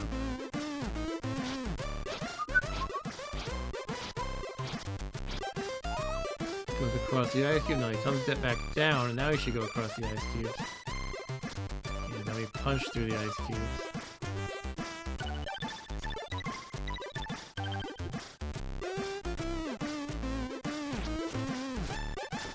Good job, Elfie. Oh, you gotta use two punchings. Punchings and munchings. Oh, wrong direction, no. No, it doesn't matter the direction, okay. I thought I had placed it in such a way that indicated punching to the right, but I don't think that's a thing. Alright, so let's break through this. I kind of like how you can plan these out in advance. The original Lemmings, you had to like click on the guy at the right moment, which is harder. I don't know if the subsequent Lemmings fixed that sort of thing or changed that. It's not really broken or something. Kind of easier to just have to like click in front of. Like, you know, you designate the spaces, activating the first Lemming touches it basically. All right, go Santa, go Elfie. Go faster too. I think I have some hardware auto fire on, but I don't know how. Just power or auto fire that I have the switch on for? I thought it was power. Let me check something. Maybe it's auto fire. Yeah, it's rapid fire. Oh, I always forget this. I've done this before. This joystick has a switch on it for auto fire. It's been kind of making things messy for some of the games. But this is actually, yeah, I thought it was power on or off, but it's auto fire. So if I turn that off, that'll make my life a little better. Ah, that's nice. Okay. Handle that wall.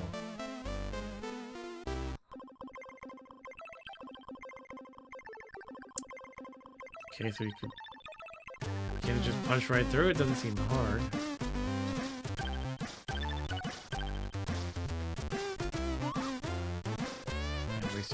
Okay. Punchy. Let's go. You can't punch through the wall. Okay, let me restart. I wasted 3 punches. Handle that wall, but you're not punching through it. You have to get through it another way. But how? Do you just make a ladder and go over it?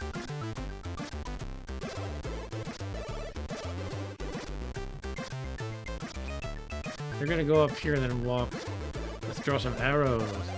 You're gonna go here, go up the ladder, walk to the left. They'll be down here. Walk, they're gonna fall. I just have to make another ladder and then they'll go back right. Another ladder, they go back. Or they can punch the snowman. Then they go up here, deal with the tree one way or another. They fall, they go down here. And then punch through this. Alright. Seems okay.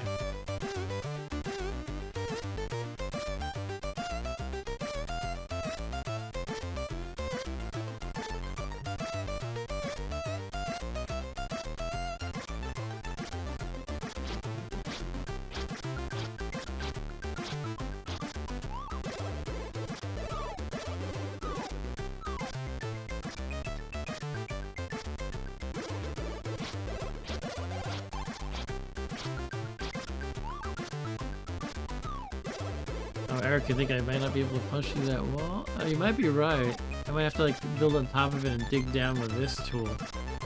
Yeah, maybe this level's gonna introduce me to needing that tool, the big tool. Guess we'll see how it goes.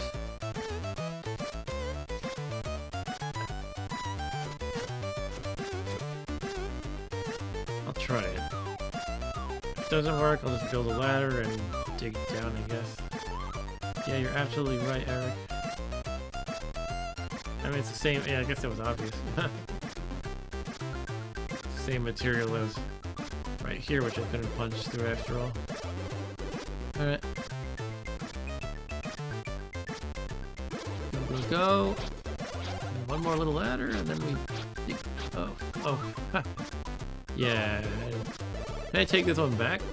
I should let you take it back if no one's triggered. Doesn't really matter, I'll make it through the level anyway. Alright, so you go down here, and then we diggy.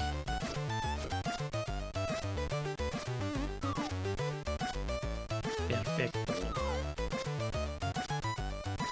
There you go, elf. All should be fine. Go, Santa.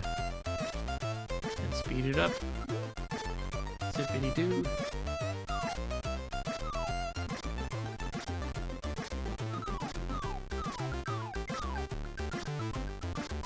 You know, I often found when I played Lemmings, I was playing sort of like this. I think probably most other players were too. That is, I would just have like, you know, typically one guy carve out the path. Sometimes you needed 2 or 3 or whatever. And the rest were just a nuisance. You had like 50 other guys or 30, whatever. You just kind of like blocked them off with a blocker or whatever. Just so they weren't streaming through while your one guy's trying to carve out the path. And you like did that on almost every level, it felt like. So I'm seeing this game where it's like, well, you know, they only give you like 2 elves or whatever. And I don't know. And they're not automatically walking from the get-go. So it seems to make more sense. I don't know if there were other games that already beat this one to the punch with respect to that. In other words, being a Lemmings-like, but sort of removing that silliness. Anyway, What? I missed the title of the level because I was talking. We have 2 L's. We have... It looked like you just need a big ladder here and then they can go on top. Oh, look at that. This is the highest you can go. I think, given the way my cursor can't go above this location, I think the ladder can't go above the top. You have to deal with that one way or another. I guess punching. That's my solution to everything, punching.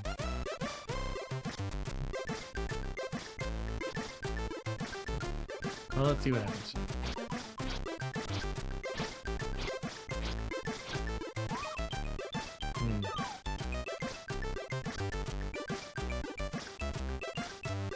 This one's actually in a different location, so I have to figure out how to get his butt over here.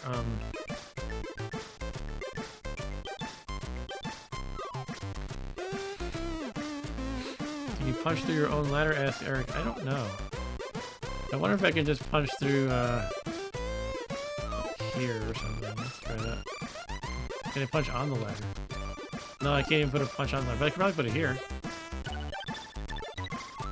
There we go. Oh, that. Wait, is it just that we can punch through one at a time, or is this harder material? Let's try it again. Oh, you can't punch through that. Fundamentally, okay. So now what? I still have to figure out what to do with the green guy. This one's definitely a harder level. I mean, I can dig down, but then he would just go down, down, down. Then he couldn't. Oh, he can dig down and then punch through the ice, probably. That's it. But how do I make him not dig far? Okay, I think I see it. I'm gonna dig. I can't just make him dig one space, but then I can make a ladder to make him go up again. Or maybe you can actually click like this quickly and they don't stop. It's kind of too late, but oh man, that was a waste. Well,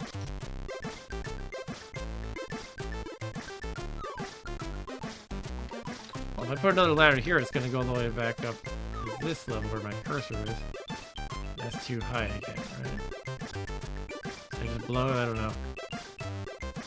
This might be beyond my too tired and 2 beers in mindset right now. But what else do I have? I have the digging. What are these for? It just makes them stop moving again. I guess it's probably useful on some levels.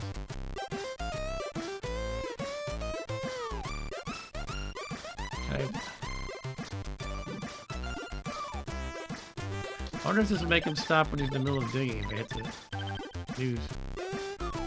Let's reset.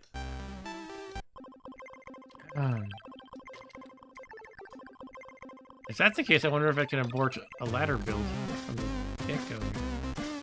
Try it.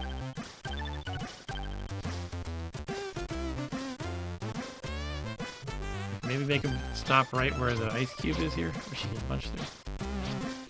No.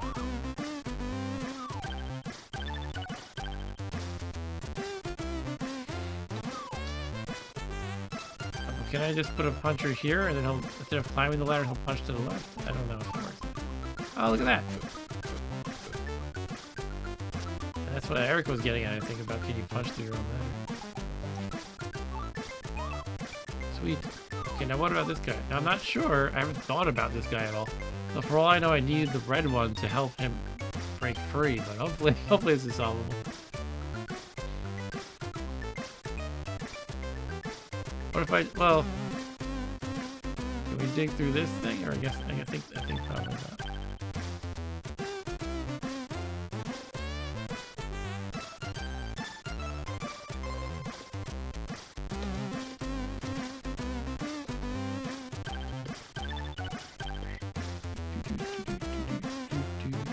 Alright, do that.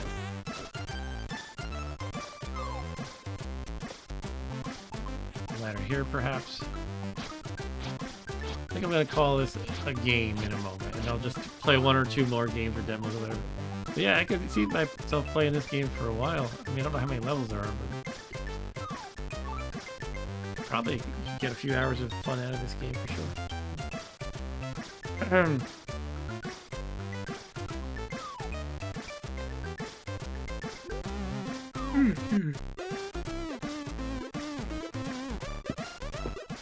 Alright, so I'm gonna move on. Let's see what the next level looks like. The icy feeling. Eric says this is my favorite game of the night. Yeah, cool. Probably mine too. What is this, the Grinch over here? is that like just a tree or it's like a face?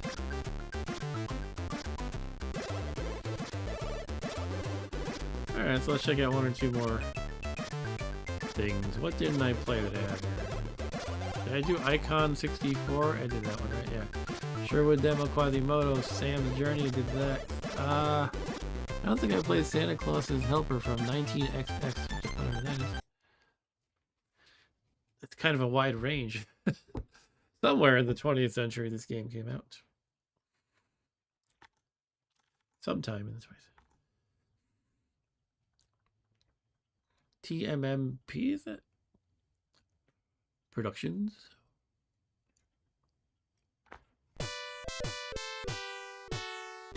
Santa Claus's Helper, ho, ho, ho. Yo, Santa Claus is here to present ya a little game developed by the guys in that thing, 7 for the TMMB for the game on XMas Compo. But first, the lame and uninteresting story of this game. Should I even call it a story? Okay. It's just some minutes before the distribution of presents, and I noticed that there are some presents missing. I searched for the reason and found it very quickly.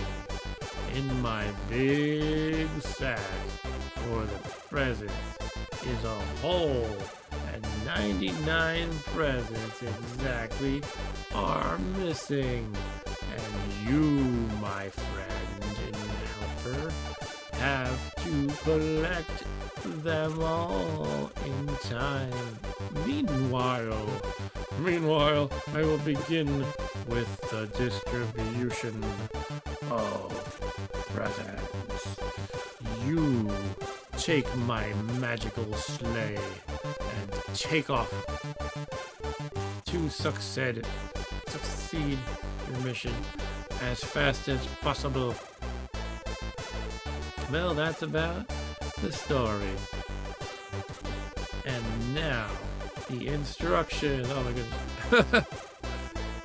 How to play. Just plug your joy in port 3 and press fire to begin. Now you just have to collect all the parcels before the time is over. But be careful, you have also to avoid collision with all other things. Okay, I want to touch presents, nothing else, got it. Because of the shock, some parcels will fall off the sleigh, I guess, again. If you want to commit suicide, may cause of time pressure, then press the run stop button. I don't know what my run stop button is, if I can figure it out. I think it's escape.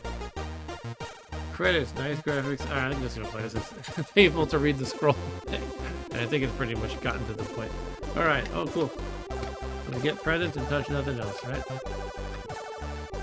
How am I supposed to get the ones in a little...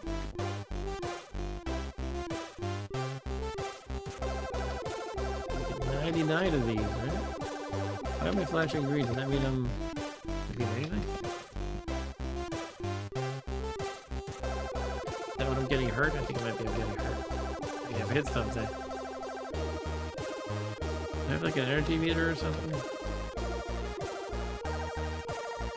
It only says parcel 1. I'm getting a lot of them, I thought. Parcel 0 it says now.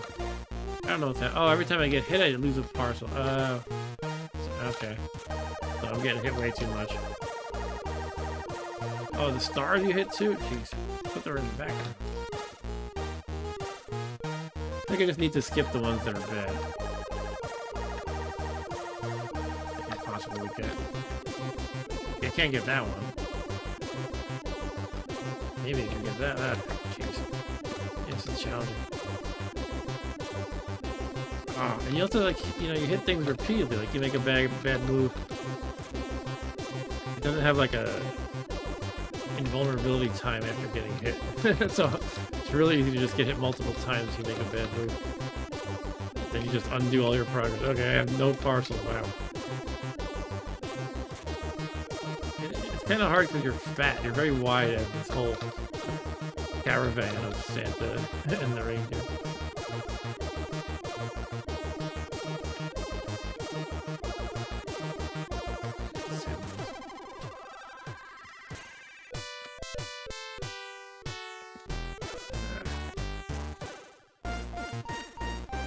We got 5 parcels. Well, at least I'm on the... Oh. Not stuck at 0, at least, is what I'm trying to say.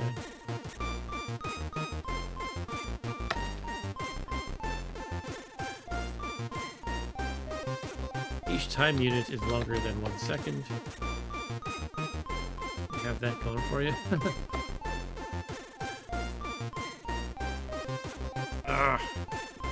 Sometimes it's impossible. Oh man, now I'm down to 0. See that? It's like... Screw it.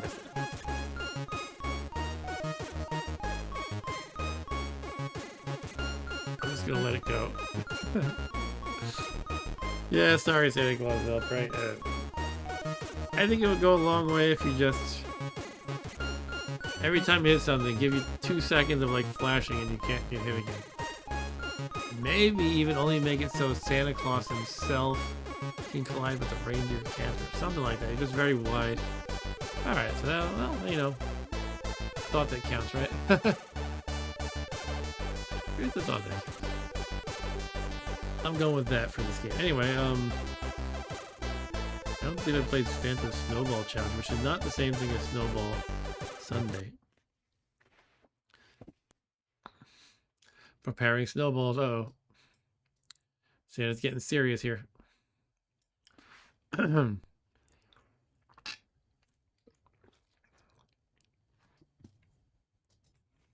please choose your skill level. I'll go with easy. Up or down to select border color. Okay.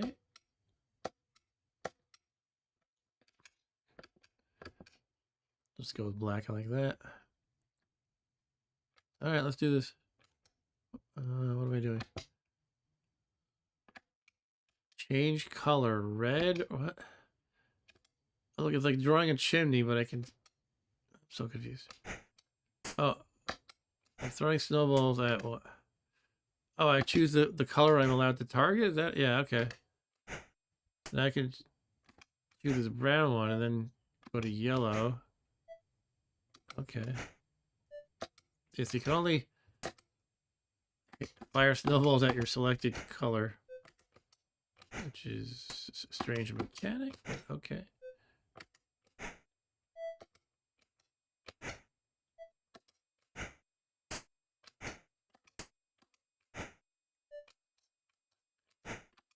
Yeah, it switches out automatically what the color I have selected. I don't know why. You can move it yourself. You can change it yourself, but it sometimes randomly changes your selected color.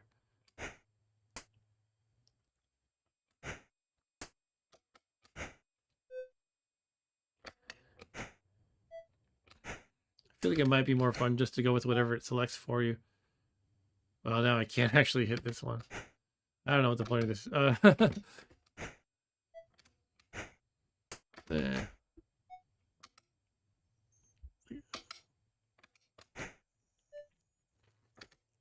I think this one's a miss for me too, unfortunately.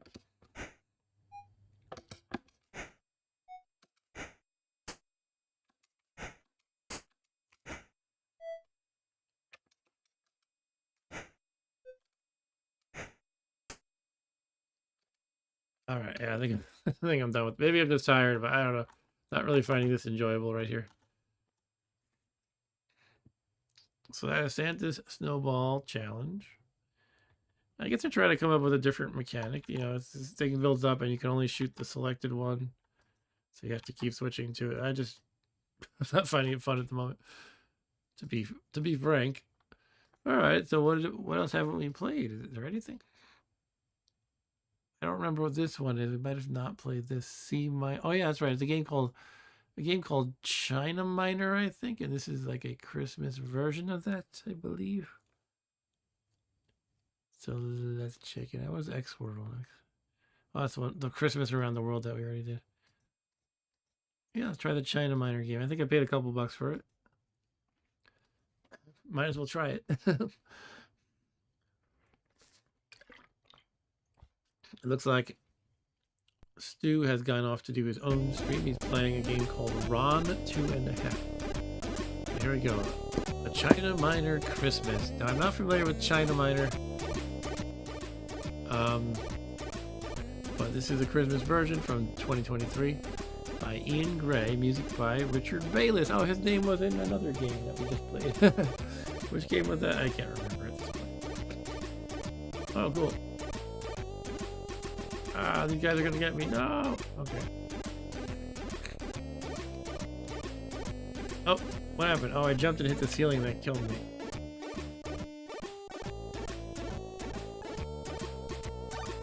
I guess I have to get this green thing and jump over him.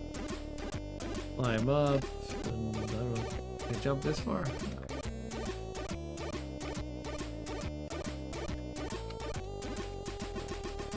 Ah, I'm dead.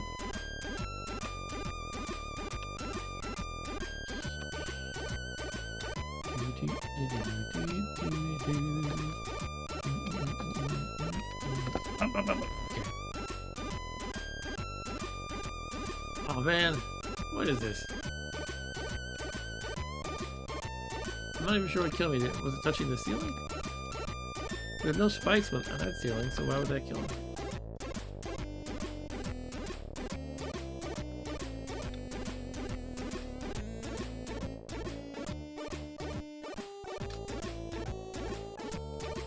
Well, I really made it work. Let's try again. That was a close call. Can't touch these ceilings? Yeah.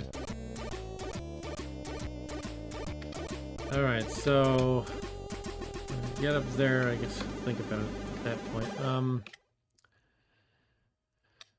Can't touch the red ceiling, it seems like. Can I just tap the button? Okay. Oh, I think I'm hitting those white icicles. That's why I was dying. So if I jump just toward the edge of that platform, land on the edge of the platform, I think I'll be fine.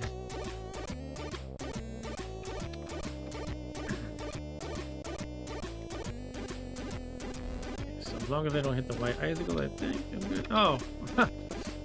Alright. There's a game design principle where on the early levels you try not to throw too many confounding factors at once at the player. So that they're not all, you know, frazzled. Anyway, I'm just gonna land there and run to the left. Hopefully that'll work. They shouldn't have those icicles there for the newbie. How about?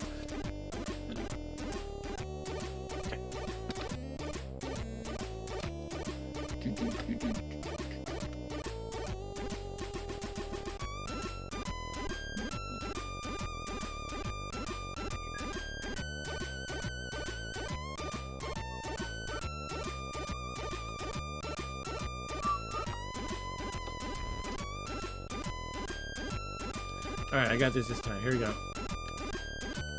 Run, run, run, run. Yeah, alright. Now, what is that? Candle up there? I can jump up like this. Are we on a giant cake? What's going on here? Looks like there's an object to the top right that I probably want to get. I wonder what China Miner is. Is it just this? I can't get that one. Okay. Duck up, left, no. Okay. Button. Just okay. I guess I have to get the thing in the bottom left first. It looks like a, I don't know, lantern maybe? Is that actually a nativity scene kind of a thing? It might be.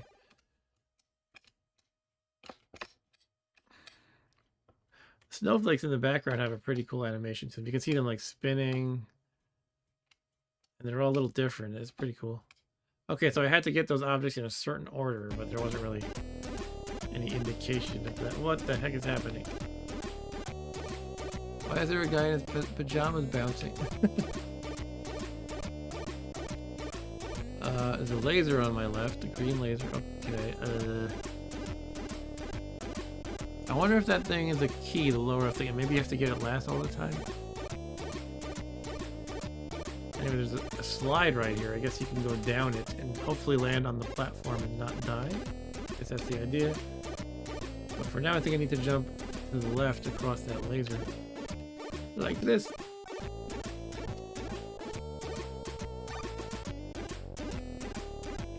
This thing gonna kill me? Ah! I assume the guy in his pajamas will kill me too. Oh man. Yep, Pajama Man killed me. The House of Chrissy Poos?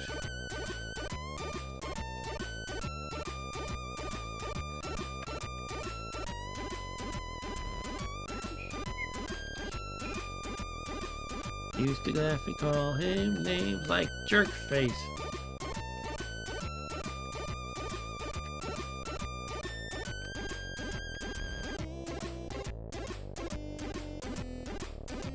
Oh man, thought I would like catch the ladder.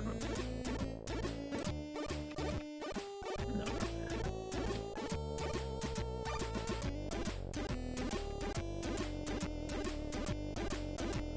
I'm being stupid at mashing my jump button because it felt good, but the spikes are on the ceiling.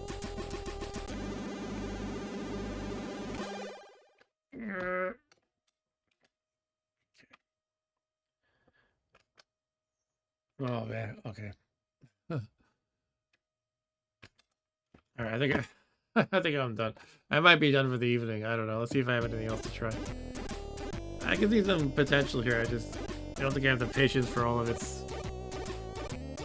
unforgivingness right now. Maybe I'll revisit this sometime. I did pay a couple bucks for it. That's a China Minor Christmas. What is this one? I played that. XS. Did I do this one? I think I did. That was a demo, right? XS plus right. I gotta check. I can't remember what I played anymore at this point. Do do do do do do do. Yeah, we did this one. Okay. We did that. Did that. Crime. Oh, that's what we just did. Leftovers. Did that. Triad. Present. Did we do this one? Uncle PETSCII's Christmas. Oh, we didn't do that. Oh yeah, that was a big one if I recall correctly. You know, let's close out the night with that perhaps. Let me just see if there's anything else I really want to play here. I think I played all of these. Yeah, let's close it out with Uncle PETSCII's Christmas show. If I recall correctly, this is a pretty big one. Thanks for everyone who watched. It was a pretty hopping stream, and I appreciate that. I have fun playing with the Commodore once in a while, especially the Christmas time stuff. Wow, that's a pretty cool effect. I've seen that before too, but I'm still wowed by it. Ooh, that's pretty neat. Yeah. Good job, Uncle PETSCIII.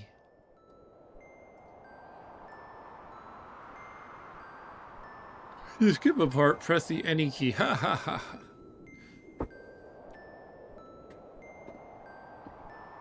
Where's the any key?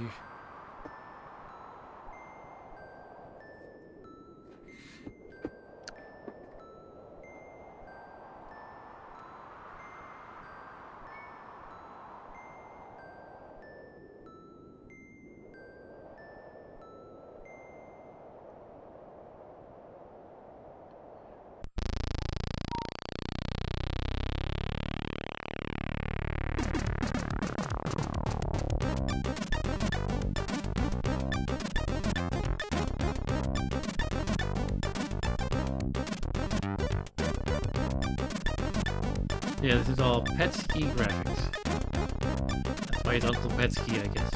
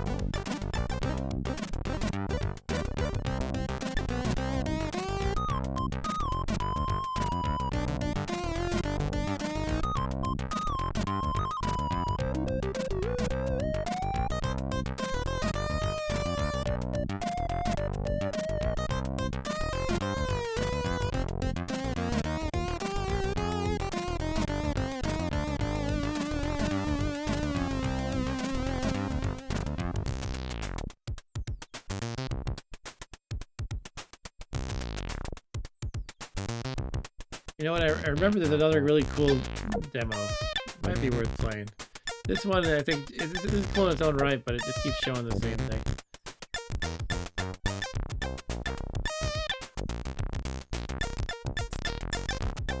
So let me load up this other cool one that I just remembered. It's from the Santas, and they made it during COVID in 2020. It's kind of a labor of love. It's like this awesome mega demo. It's just like insane. I have showed it once or twice before. That's all good. It's a fun one to look at. If I recall correctly. Let's load it up. Looks like I last played it in 2022, perhaps. Santas. Yeah, let's do that. I remember being very impressed by this one. And this is actually what inspired me to do the whole Commodore Christmas thing to begin with when this came out. Hi kids, since everybody's in COVID lockdown, the elves are struggling with making presents in Zoom and Teams. I decided to let my representatives... Okay.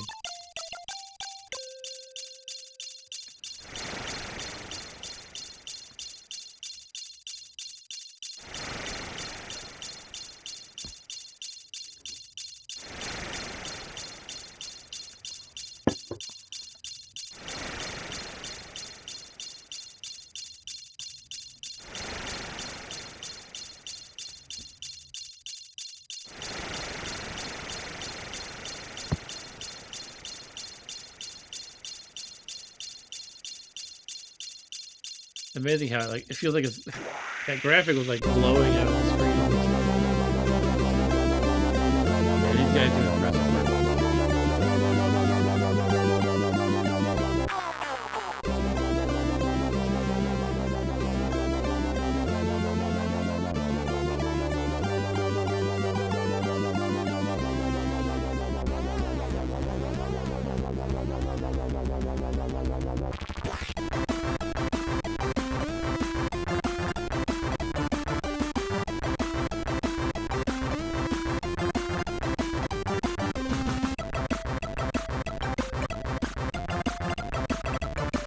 Doing like desk drumming with my fingers. It's a very fun beat and everything.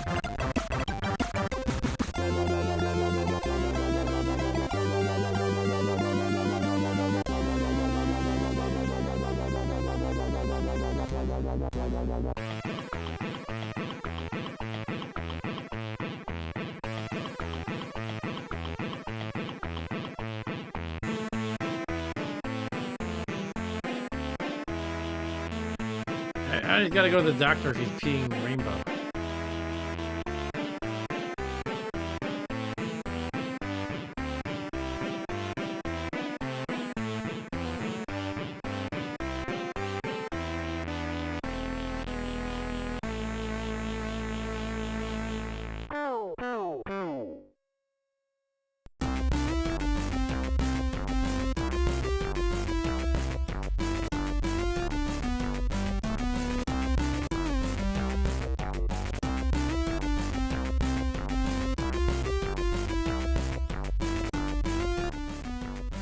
How do they do this on a Commodore 64? Look at that. You have that sort of spherical warping of the text as it scrolls up. And, so much amazing work that people can do on this machine. Anyway, we have to flip the discs.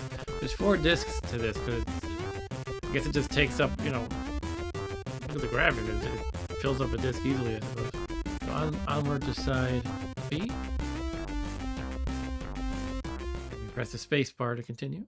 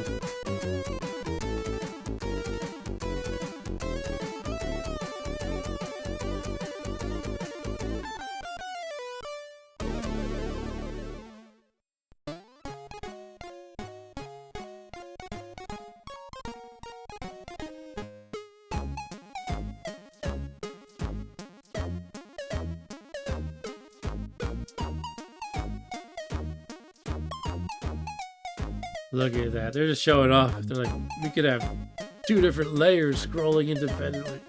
It looks so cool though. Yeah, that's a flex.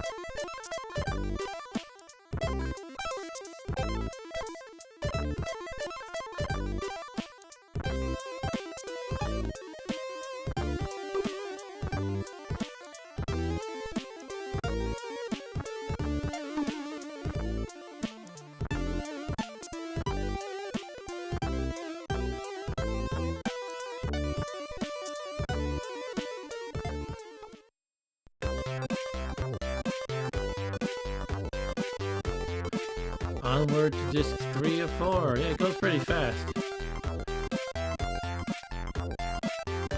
You gotta remember the these 5 1/4-inch discs were only supporting, you know, can't remember how much, like obviously much less than a megabyte each. You know, it's about what, a couple hundred kilobytes or something. Anyway, next disc.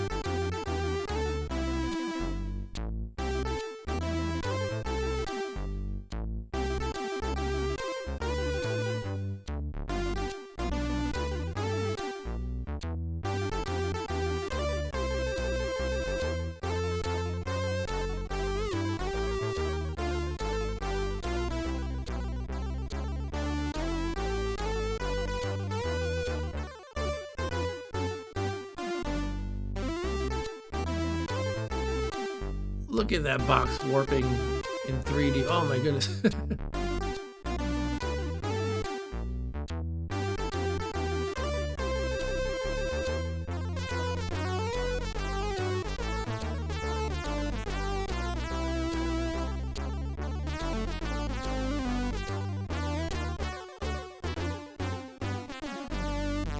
Your balls may fall off.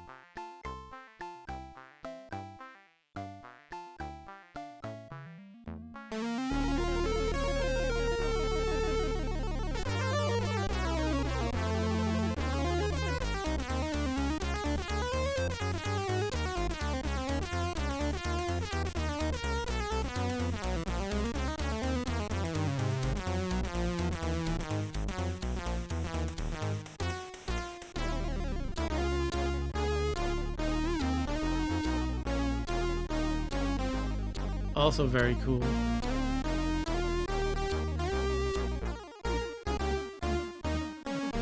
Okay, onward to disc 404, then we're probably gonna have to wrap it up for tonight. Yeah, let me know in the chat, guys, what you thought was your favorite thing to see tonight. Perhaps a game, perhaps a demo.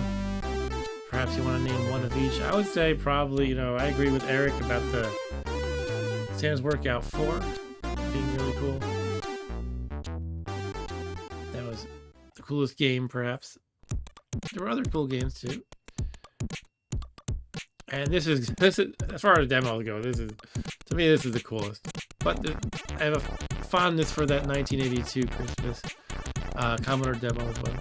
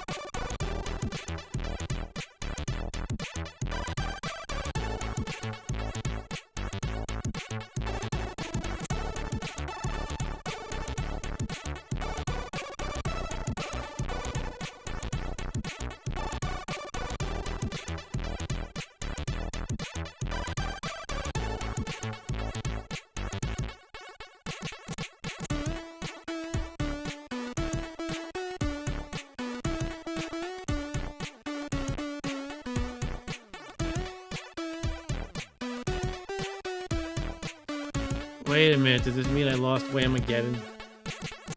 I haven't heard this song this season, but I'm hearing it now.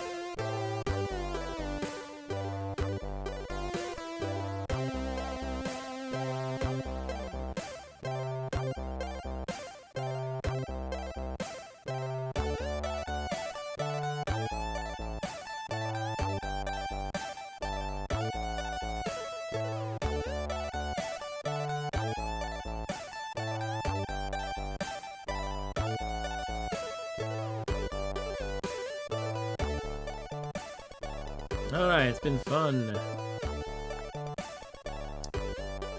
Obviously the year on the screen is wrong. You know, if these guys would put together another one of these, that'd be so good. I wonder if they have, but I just haven't been following close enough. I feel like probably not. But yeah, this has been a fun time for me. I hope you guys had fun too.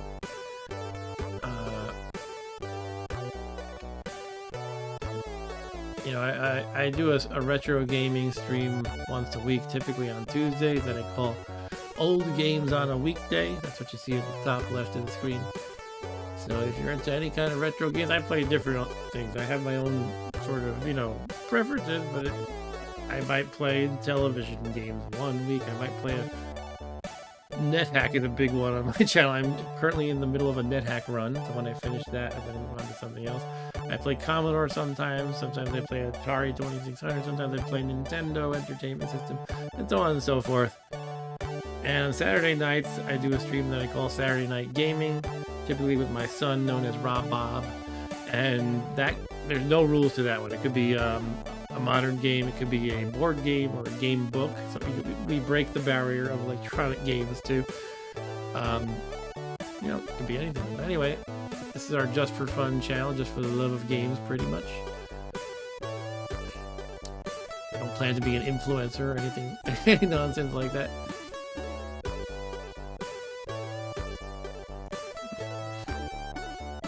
But yeah, look at all these people who worked on this thing. It's amazing. To me, it's just amazing that these groups are like organized and cohesive, and still doing this stuff for these old machines. It's so cool. Stretching the boundaries of it. And these guys, the Santas, they would do another one. That'd be fantastic. But I don't know. It almost seems like the whole 2020 situation really inspired them to work together. Maybe they had some time, extra free time, I don't know. But these credits go on for a while because, again, there's so many people involved.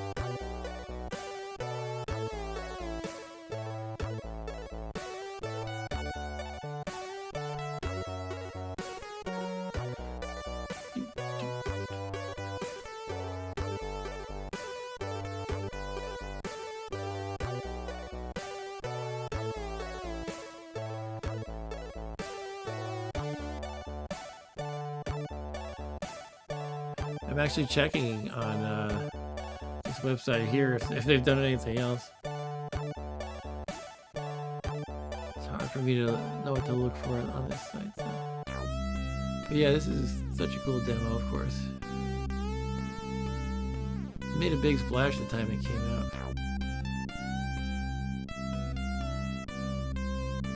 It came out in December 2020. People were calling it the Christmas demo to end all Christmas demos. It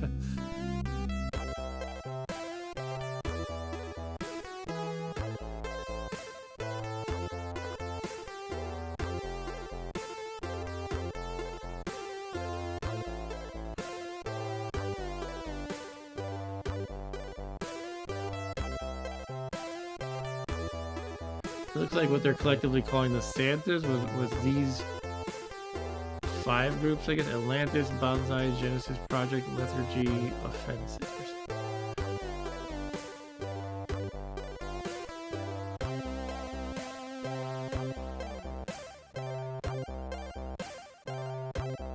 Atlantis is based in Switzerland. Bonsai is in... let's see. Bonsai is in Denmark.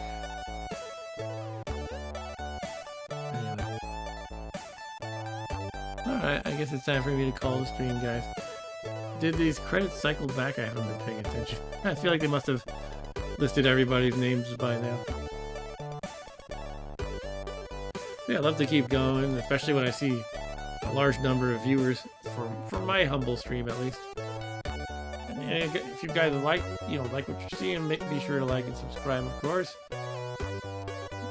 But time to call it a night, and hope everybody has a Merry Christmas if you celebrate, or other happy holiday, Happy New Year, and so on and so forth. To me, it's just so good to just put aside work for a while and not worry about that. And gifts are fun too, but it's mostly about the kids with the gifts. It feels like. But also, it's cool. It's cool to hang out with family and everything. I'll probably organize a board game party with some friends and stuff like that. Otherwise, I'm mostly chilling. I'm going to be doing some console repair work in some of my free time. Probably going to look at one of my old Vectrexes to continue my repair efforts that always seem like never ending almost. And I might catch up on some reading, some programming. I'm coding an Intellivision game that's still in the early stages, but I would like to progress with that. Anyway, yeah, thanks, Eric. Eric says thanks for the stream. Christmas stream is always a fun one. Yeah, it's always a fun one for me to do too. You know, and sometimes I'm tempted to move to another platform, like maybe do an Atari Christmas stream this year. But you know, it seems like Christmas, just a lot of Christmas content for Commodore for whatever reason. And plus, you get that lovely alliteration, Commodore Christmas, and I love that it kind of becomes a traditional thing too, where I can like replay some of the same games and demos, and add in a few new ones too. And I don't know, I just think it's really cool. It's cool to have some consistency there, but it's also evolving a little bit each year. But really, it's all about the awesome people in the community who make these things. I'm just showing them and playing them. I have the easy job. And yeah, if you do want to buy any of these games that I showed, most of the games I played are on itch.io, especially, you know, the recent ones at least. And you know, you can just give them a small tip when you download it. Too bad about Santa's Workout 5. I just think this, for some reason, this joystick isn't cut out for moving diagonally consistently, sort of, I guess. I guess because it, like, if you try to go diagonal, it might click one of the other directions first. And that's what registered. I don't know. Anyway. I guess I gotta sign off. I can't just keep talking to you guys forever. So thanks again, everyone. And again, you know, I hate to beg, but it is good to like and subscribe if you like what I'm doing here. If you don't, well, I guess don't. That's fine too. And yeah, you know what? I plan on doing another old game stream next week and another Saturday night gaming with Rob Bob stream probably this Saturday. And another Christmas stream a year from now. Commodore Christmas. The next Commodore Christmas will have to wait here. Wait a year. And that's all. So yeah, take care, Eric, and everybody else who was in the chat. We had Stu earlier. We had Hella Dog, who subscribed, by the way. Thanks for the subscription, Hella Dog. Hope to see you around the chat some more later. Another time, maybe. We also had Ryan earlier. I don't know if he left because he hasn't been chatting for a while. He's usually a heavy chatter. Andy Yang said Merry Fishmas earlier. And I believe I covered everybody in the chat. And for those who enjoy the Commodore Ultimate, that came up in the chat. I'm looking forward to that. I might even do a video or a stream just about that sometime soon. I'll play with that. Maybe even an unboxing. I don't know. We'll see where the wind takes me, I guess. Trying to think of the phrase, where the wind takes me. Anyway, let me just say goodnight. All right, see you guys. Take care. See you next time.